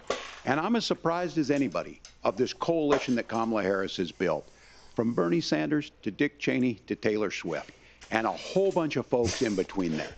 And they don't all agree that's on kind of funny. But they are truly optimistic people. Still don't know that I'd be named Dick Cheney. Yeah, it's cringy, but it's still accurate. Can be better than it is. And I have to tell you, that better than it is the sense of optimism that there can be an opportunity economy that works for everyone, not just to get by, but to get ahead. And the idea that freedom really means something. Not the freedom of government to be in your bedroom or exam room, but the freedom for you to make choices even have a space in now, reality. Look, we all know who Donald Trump is. He's told us, and as Maya Angelou said, believe him when he told you that. His first inaugural address talked about American carnage. And then he spent 4 years trying to maybe do that. Senator Vance tonight made it clear he will stand with Donald Trump's agenda. He will continue to push down that road. Excuse me. Kamala Harris gives us a different option. Now, I'll have to tell you, I'm going to be careful about the quotes, but there's one that Senator Vance said that does resonate with me. He said, Donald Trump makes the people I care about afraid. A lot of America feels that way. We don't need to be afraid. Franklin Roosevelt was right. All we have to fear is fear itself. Kamala Harris is bringing us a new way forward. She's bringing us a politics of joy. She's bringing real solutions for the middle class, and she's centering you at the heart of that.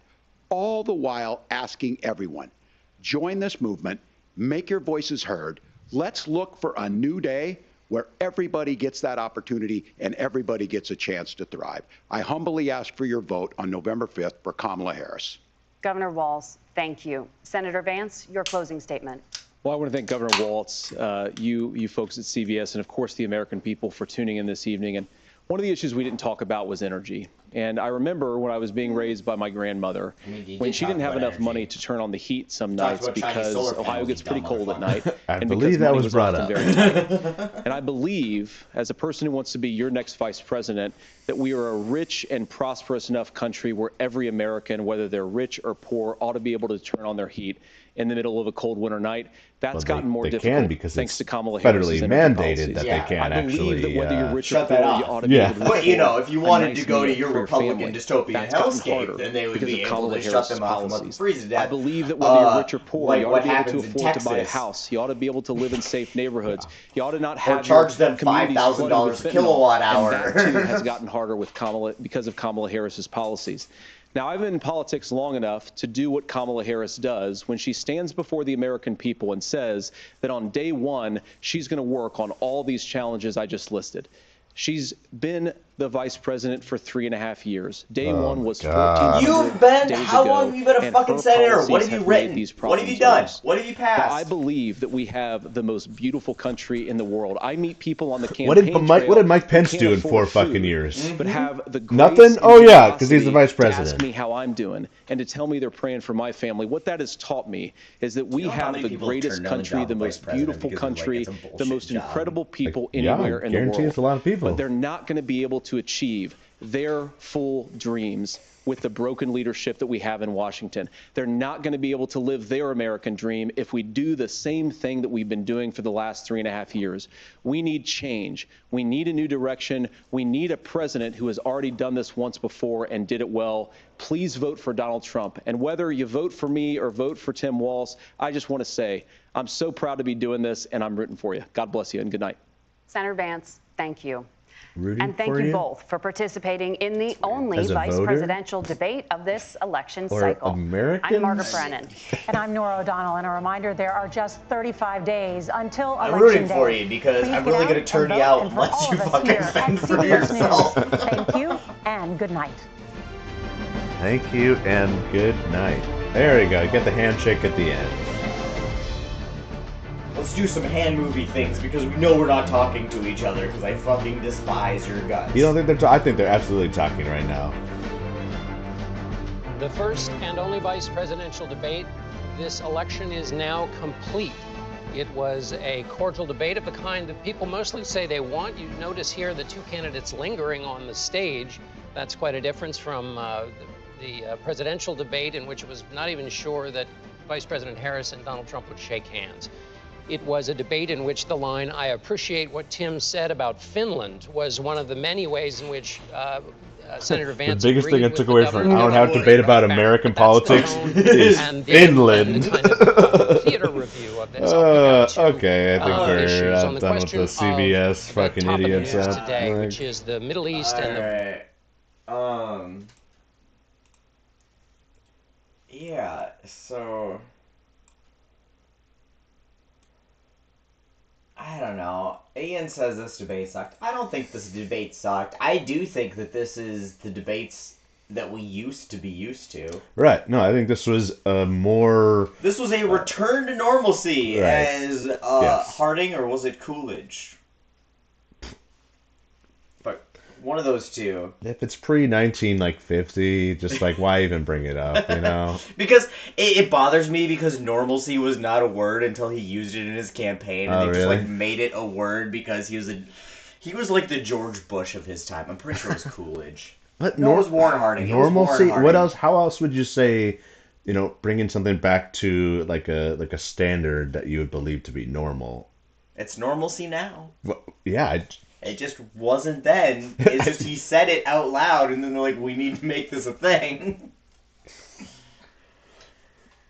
Hey, there's new words getting put into the dictionary every year. No, so it's fair. It's fair. He was a horrible president, both of them. He did mention that immigrants eating pets, kind of. He didn't outright. Yeah, he didn't like outright, but like he brought call up it Springfield, up, Ohio immigration problem. The going back to immigration repeatedly was obnoxious. Yeah, it wasn't as bad as Trump, though. I mean, obviously, yeah, it's hard to be worse than Trump when it comes to something like that. But That was the closest thing to a normal debate I think we've seen since Trump debated Joe Biden in 2015. Oh, absolutely. No, this was even. Wait, what? Trump debated Joe Biden in 2015? Heading into the 2016 election. Why would have Trump debated Joe Biden in 2016? Or Hillary Clinton. Sorry. I don't feel like that was that normal of a debate then either. No, it was weird. I said this is like the most normal we've had since then. I would have gone with further, like, but that 2012. Was it Mitt Romney? It had to be Mitt Romney and Romney and Obama. Yeah, fair enough. Yeah. So it's been a decade-ish. Yeah. That was rough. I don't know. It definitely wasn't what I thought it was going to be. Vance performed much better than I anticipated from the man who didn't know how to order donuts. Yeah, that was awkward. Mm-hmm. I expected Walls delivered some snark. I was hoping for more. Yeah, I think that's fair. I think it was definitely... It was not as contentious by a long shot from what I had thought it was going to be, and it felt appropriate for a vice presidential debate. It felt very appropriate. Everybody was saying this was more or less a tie, though, because there's been a few comments about that, and I don't know that I agree. Yeah, I don't think Vance got any hits in there. No. The biggest hit was the Tiananmen Square thing with the moderators. Yeah, the moderator threw that out. That wasn't even a Vance victory, and it's still weird that he handled that way because, all he had to do was, I apologize if I made it seem like I was there, during the event. I was there immediately after, and this was a huge event, and the implications of it resonated out for a very long period of time, and I experienced that. That's exactly how I would have explained it. I apologize if I expressed that I was, there when the dude stood in front of the tank. But, I was there in the immediate aftermath of that, and it would have been similar to being... I don't know, I would have found some example. New York in October of 2001. You know, you can still feel the resonance of this hugely impactful event. Mm-hmm. Granted, I didn't see the tower fall down, but I saw the carnage of the result of this. I felt the pain of the people who this was still a very fresh wound in their society. How is that hard to answer that? I don't know, Tim. I also think it's kind of funny that they find stuff once he said it maybe one time. Right. I'd never heard about this before this debate. Exactly. Never once heard about this before this. Carried weapons of war. He said it maybe once or twice while he's campaigning in 2012. Are you kidding me? That's the stuff that you're asking a vice presidential candidate, not hey, if you make it into office, are you gonna do anything, or are you just gonna apparently pretend to do things like J.D. Vance thinks VPs do. Right, yeah, I'm only a senator now where I can write legislation and introduce it and find co-sponsors and try to push it to get it passed. But when I become vice president where I can't do any of that... I'm going to do so much more. It's going to be amazing. I'm going to tell the guy who has fired literally everybody who's ever worked for him for disagreeing with him what he should do. I'm going to make that happen. Right. Yeah, I don't know. So JD has always had restrained insanity. He literally comes up, promotes these really fringe, right-wing, authoritarian... radical ideas. And then walks it back enough. And JD Vance, I want to be very clear to everyone. JD Vance is the most dangerous type of politician. Because he introduces these ideas, and he's like, all right, here's the line, and I'm going to toe over it a bit, and I'm going to say some really ridiculous shit, and then I'm going to walk it back and act like it wasn't that ridiculous, you misunderstood, I'm here, a very reasonable man. I think that, yeah, we're on the same page about this gun violence problem, or this or that. Like, I can have these conversations. We can have this back and forth. Your ideas are valid, and so are mine, where I think, childless cat women shouldn't be allowed to vote. Right. But that's not really what I meant. But you know what I meant, right? Maybe they should have less, ability to vote. And that is where you get that, and where, Walls brought it up with the January 6th thing and the frog and the boiling pot of water. Right.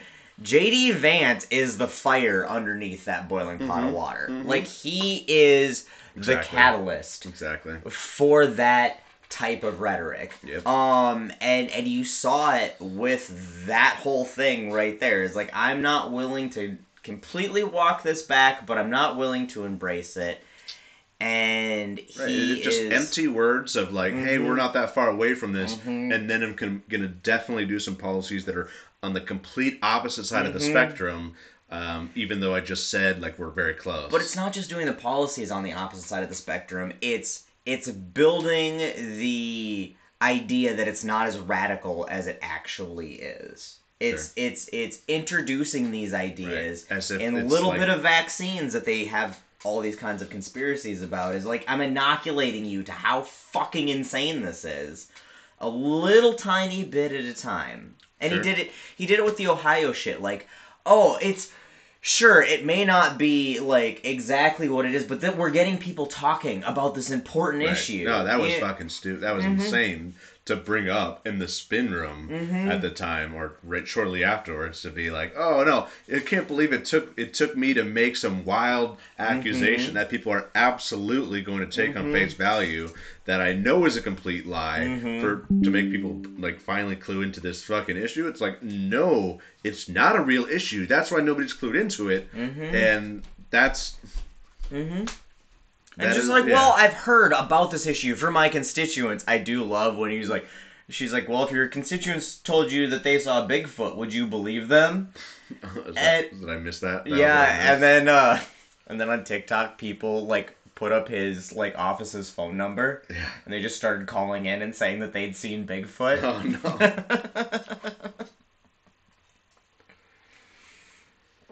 I don't know. And this is why J.D. Vance is honestly the most important part, or the most dangerous part of this whole equation, because Donald Trump is uncontrollable, right? Right. The only way you can control him is to make him think that if you do something, it will be bad for you to do or good for you to do, and that's how you guide him. That's how all they can put guide rails up, because Donald Trump has the mental capacity of a duck with brain damage. So you're just like, hey, this is your idea. The breadcrumbs are over here. This is where you want to go for the feel goods. And he's like, oh, okay, and he just swims that way. But then if he shows up and they're a little bit stale, and he gets really mad, and he like fires all the people who just put up the guardrails, and then you got to get new people in to put up the guardrails. And it's a big, complicated process. It's dangerous. He's just a monkey throwing his shit everywhere. But J.D. Vance is why they wanted him as VP. Right. Well, if Trump exits this world, thankfully at some point to natural causes, he's going to be the president, and this is the kind of Republican that the GOP wants. Somebody who's going to push the actual agenda that the GOP, the correct conservative Christian GOP that we have currently wants, but is not going to make you think that like, oh, like we're going full like Handmaid's Tales. He's going to, kind of gloss over it and put a veil of like normalcy over it, and that's why I agree. He's the most dangerous type of Republican and that exists today. They probably wouldn't even need to. I mean, all right, they may need to wait for Trump to pass away of natural causes. He could just step down, but he'll never step down. Well, no, but they could 25th Amendment him on the fact that he is genuinely a fucking dementia-riddled lunatic, right? Like, he's unfit for office. There's no question with anybody who has a even partially functioning brain that man cannot. He's at least as bad as like Biden not being able to talk great. Like he just doesn't have any coherent thoughts at all. Like at least Biden, like there's probably coherent thoughts there. It's just hard you can't. And even if Biden doesn't have coherent thoughts, he has the wherewithal to be like, people who know what you're doing help do the job. Where Trump's like, if you make me look bad, or you don't do exactly what I think or want, or I just, my ass itches wrong today, I'm going completely off the rails, and there's no... And Trump can't stay out of the spotlight either. Like, we haven't seen a fucking thing from Biden since the debate, right? He's done a couple interviews, minor stuff, but just normal stuff you'd expect from a president. Nothing, like, he's not huge campaigning, obviously. No. But he is still doing plenty of policy type stuff and interviews. But he's not he's not going to rallies, and this is the thing. Well, he's not going to rallies because he's not campaigning. I mean, he was anymore. But Trump was going to rallies when he wasn't campaigning too, and when he goes and Trump, he's always campaigning. He's never not campaigning. Right, but Trump runs for president because he loves that part of it. That's the only... If you could just be like, you can do all the rallies for president you want, we're just going to let somebody else be president, he would be like, that's fucking great. And that's all he would do because he loves it. But that's the problem is he gets up there and he's just going to say whatever feels good in the fucking moment. And you can't control that. And I'm kind of surprised that the whole, like, Kamala was born cognitively disabled or mentally disabled whole comment Trump just said that this week. I missed in Wisconsin. That he said Biden basically like grew old and then became mentally incompetent. Kamala was born that way, but didn't bring that one up. Like, I would have brought that one up, especially since his professors at Wharton said he was the dumbest fucking student they've ever had.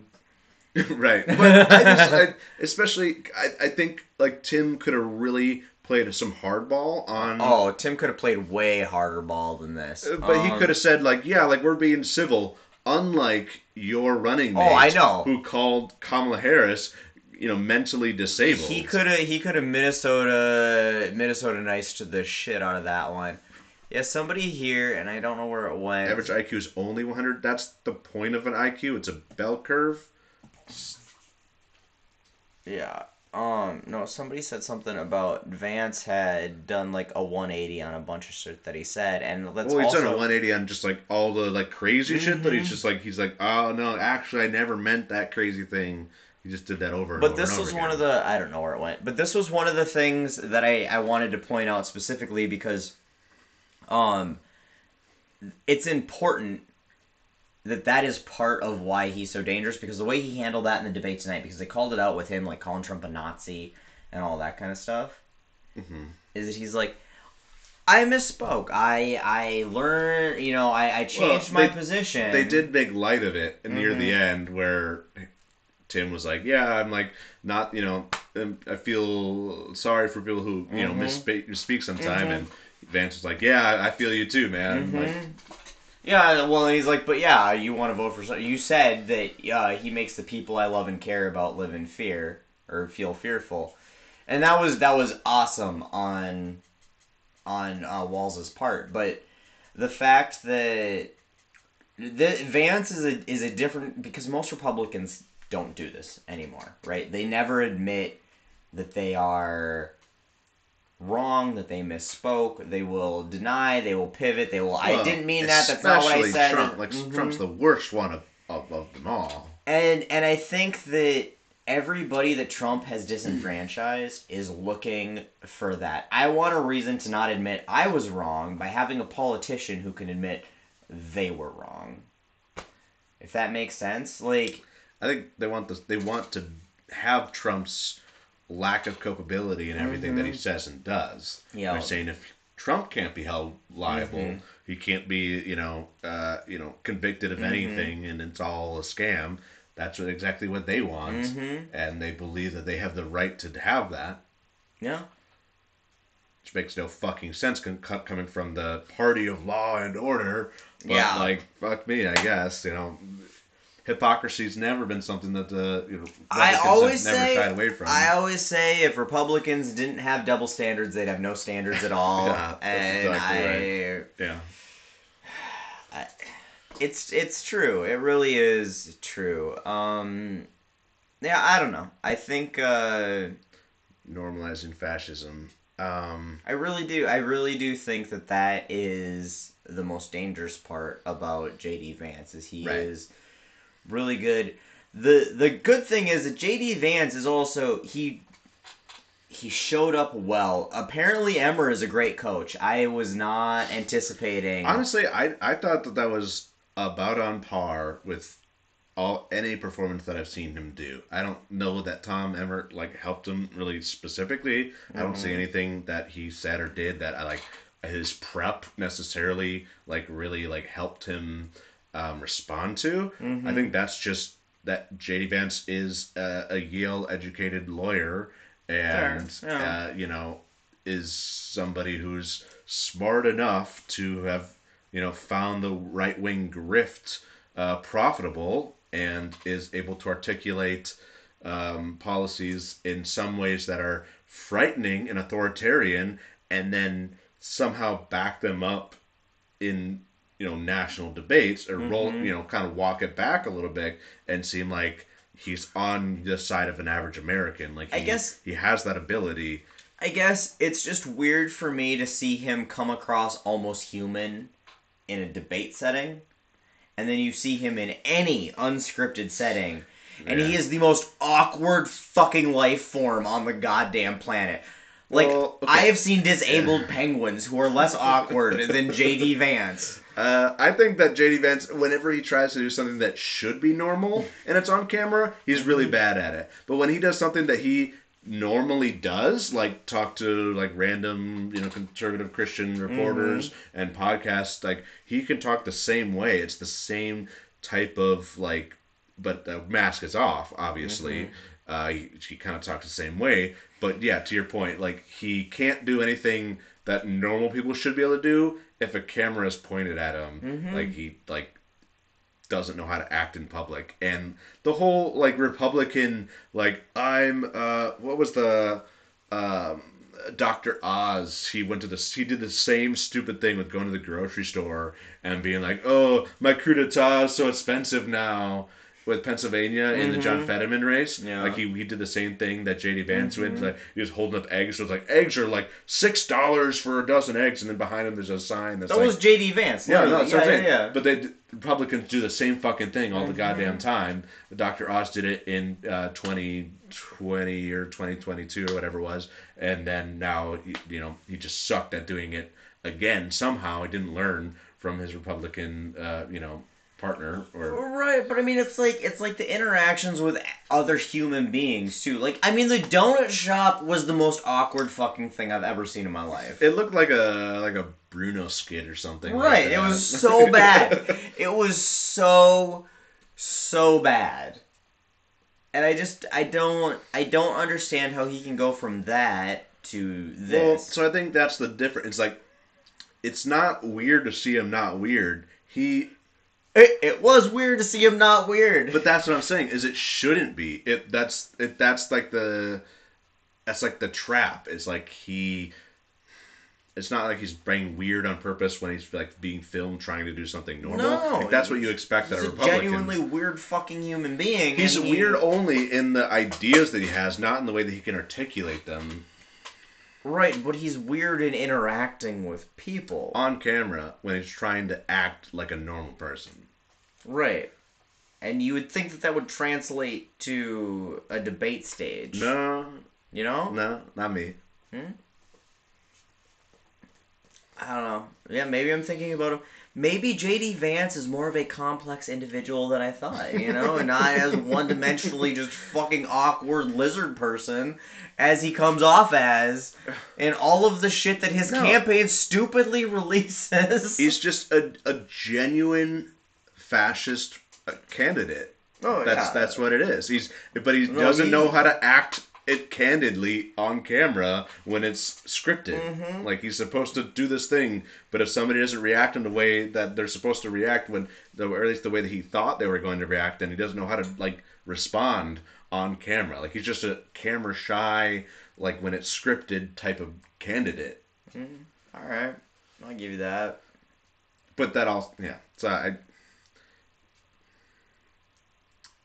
that's why I think if you see him in his element, which is a fringe, like, Christian, like, fucking crazy conservative element, you see him talking to people who are like-minded, and he's not, like, awkward. Like, he is in his element, and he is, as you saw him tonight, articulate, and he has thoughtful ideas for the fucking crazy, like, authoritarian fascist ideas that he has, but he's thoughtful in the way that he describes them.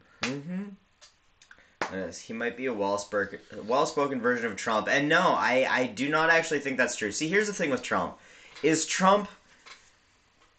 Trump has no view of the world beyond the end of his nose. Like, Trump is about Trump. He cares about Trump. And that's it. There is nothing beyond that. And that's why Trump really wants to be a dictator, is he really just enjoys the admiration and the power of, I am the greatest. J.D. Vance is a cog in a machine of a design of fascism. Like, Trump is a tool of fascism. J.D. Vance is a architect of fascism.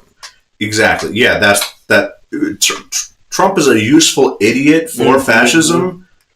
Vance is a specifically made tool. Like, he is the Star Torque, bit of fascism. Like, he's the specific bit that's made for fascism. He is that exact bit. In a way that Trump is just a bit that still does the things. I think you need to turn our mic volume down a little. Okay. Lock the volume.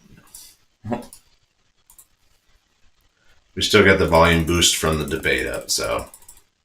Apparently just came up, though, or I don't know. I just saw it turn red, like, yeah.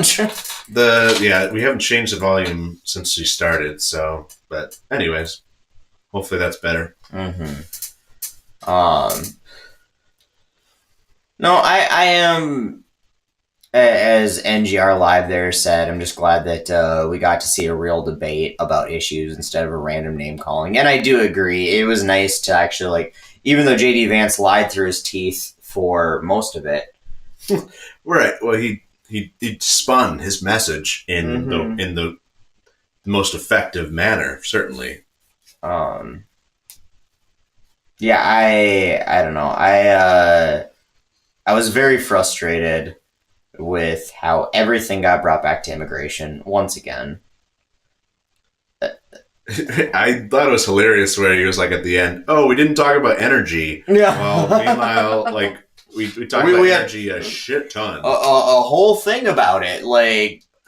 You specifically bitched about Chinese-made solar panels. That was the energy part of the debate. Right. Yeah. And Walls, factually, pointing out that we're producing more renewable energy and more fossil fuel than we have ever done in history. We're drill baby drilling more than ever, and we're blow baby blowing and shine baby shining more than ever. I don't know. I genuinely.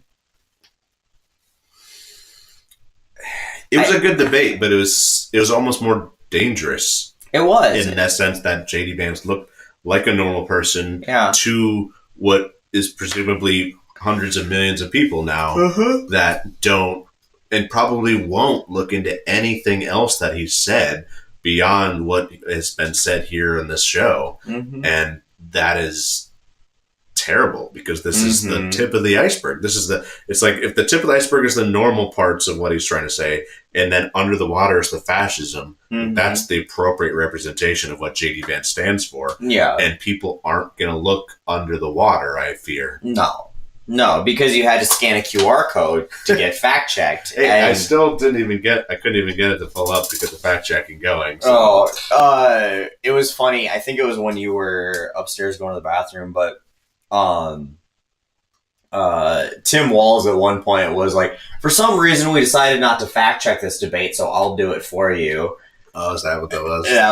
That was a pretty baller moment for him right there. And I don't even remember what the subject was now at this point. However many beers in we are, but it's been 2 hours, over 2 hours. But I don't know how people stream for like 8 hours a day. Oh, fuck no, man. Yeah. I mean, this isn't too bad. No, this isn't bad at all. But we have a topic to talk about, right? And we've only been doing it for a few hours, and most of that was listening to, Well, that's true. Yeah. I don't know if the QR fact check thing worked. I did it initially, and it just brought me to the CBS app. Didn't bring me to any fact checking page or anything, so I don't think it worked, or maybe I just didn't get the QR code at the right time. It was a pain too, because if they were going to put something up where you could fact check in real time, why couldn't you just put that on the screen? Right, do a little bubble that pops up, 30 seconds or a minute after somebody is done talking, and that's honestly, I think, the way that a lot of the fact checking should be done in these. I mean, I do think that they should be called out and held to account for the shit they say in real time, within 30 seconds of them saying something. Exactly, especially on something like the climate change one, where he's like, yeah, I don't know if we can really say that the consensus on climate change is the general idea of climate change is man-made. We're for clean water and clean air, but it's just really, and we're gonna fix that by manufacturing. Right. We're just gonna manufacture all the clean. This is how we're gonna bring all those clean air and clean water manufacturing jobs back from China, and we're gonna manufacture all the clean air and water here on American soil, where we're also going to manufacture clean soil and some ozone too, because I heard that was a thing once at one point. Right. And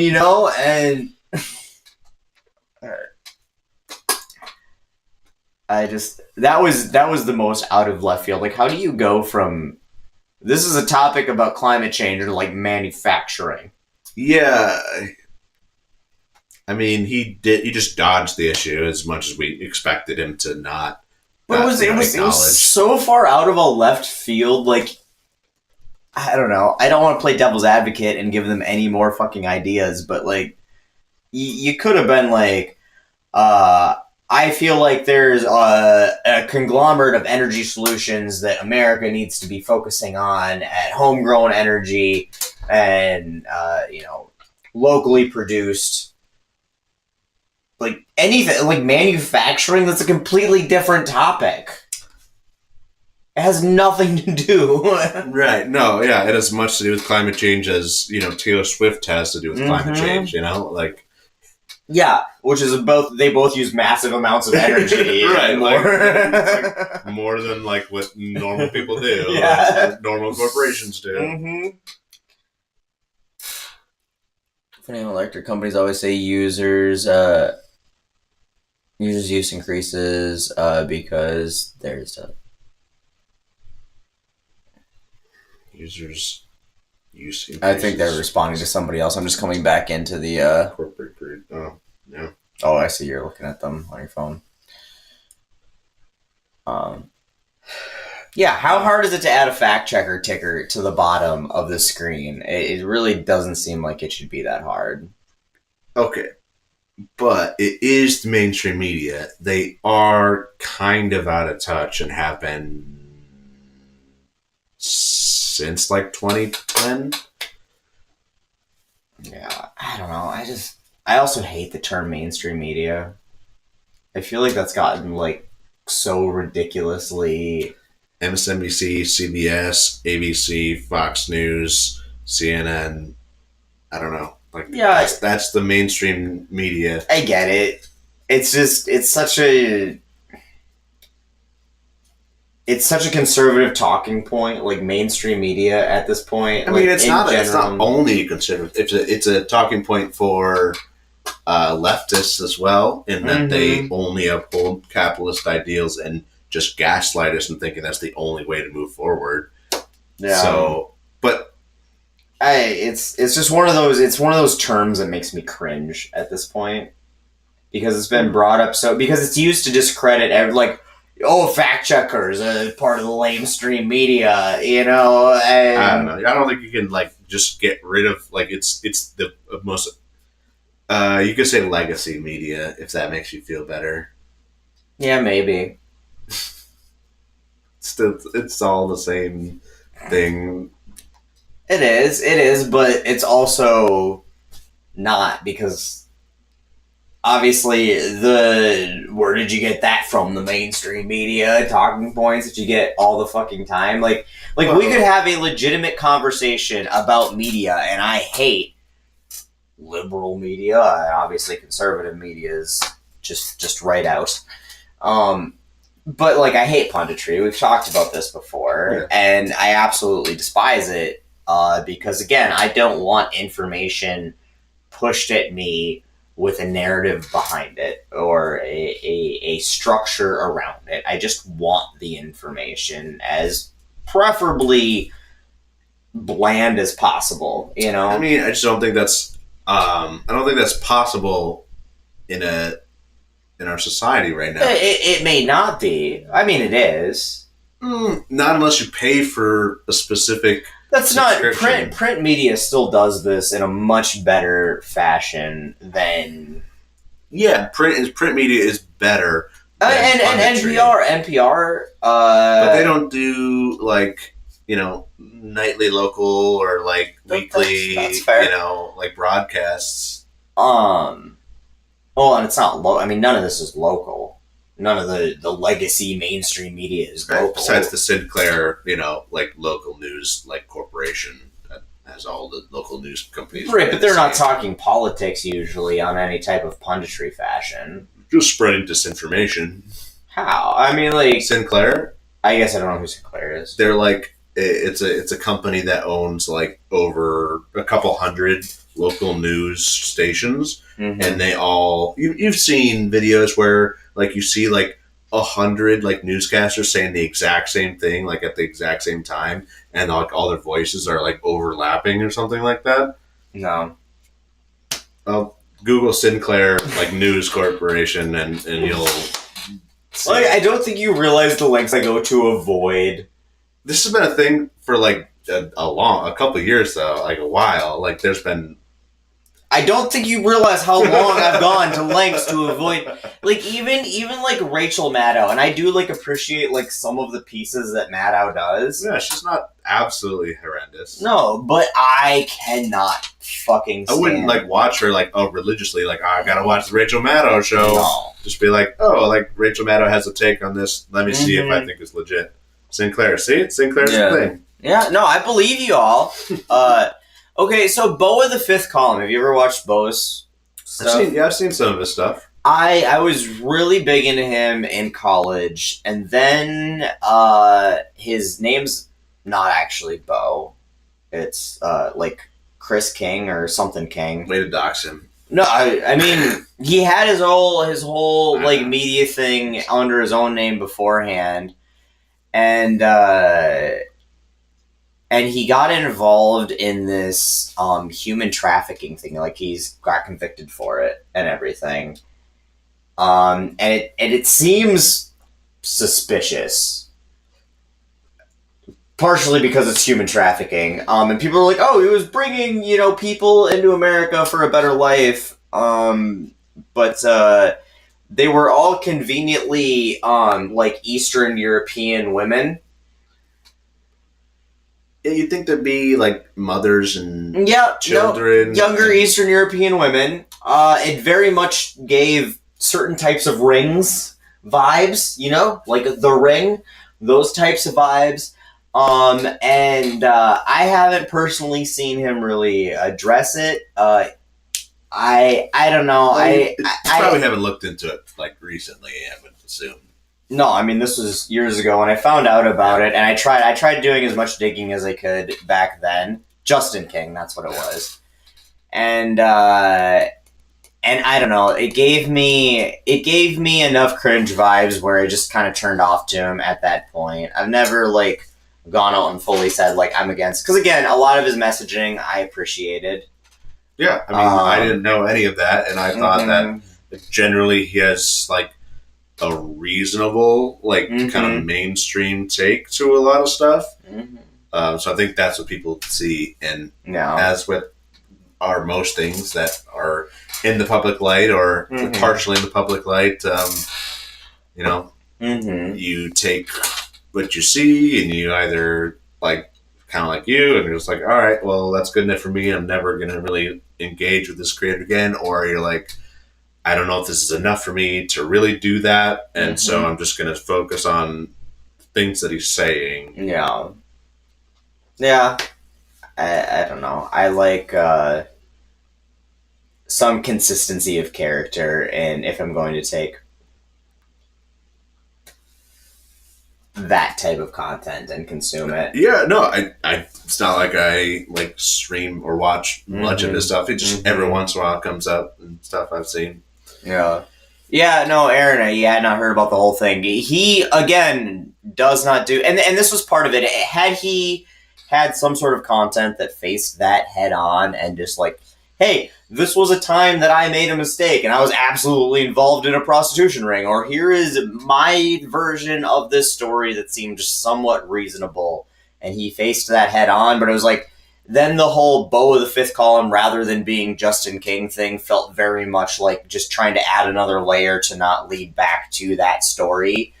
And it started to feel grifty to me. It started to feel disingenuous to me.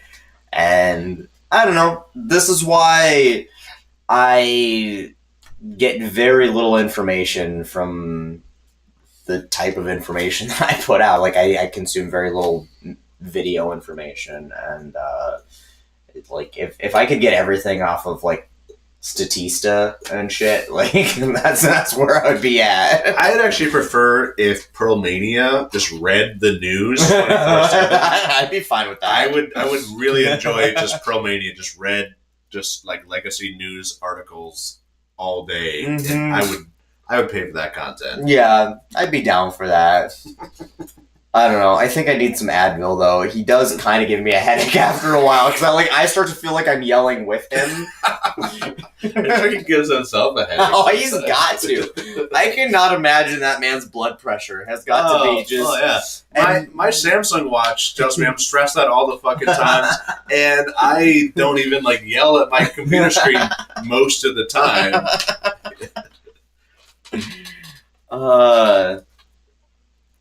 Yeah, Ex-Mercenary 2 was definitely, Beau of the Fifth Column was Ex-Mercenary, and I know he talked about his mercenary work a little bit when it was convenient for the content he was talking about, but he never really went into that. And again, a lot of skeletons in the closet, and I'm fine with skeletons in the closet, but if you're going to put yourself in a public position, you need to address those skeletons, I feel like. Yeah, at least when it kind of comes out.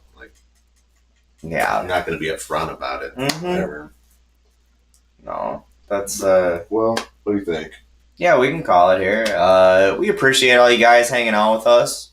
But it's a school night, so... It is. It's late. It is. I'm off to a honeymoon in the morning. Yeah, this guy's got life-changing stuff. I just got to go back to work tomorrow. Yeah, so probably up later than we should have been anyway at this point, but if they didn't start these goddamn things at 8 p.m. Right. I was saying, Monday Night Football, like, start at 7:30 Central Time. Like, let's go. And that would have only been a half-hour difference, honestly, at this point. What? at 8. 7:30, 8 Central. Fine. I mean, that's how time works. Just saying. No? That's all I'm saying.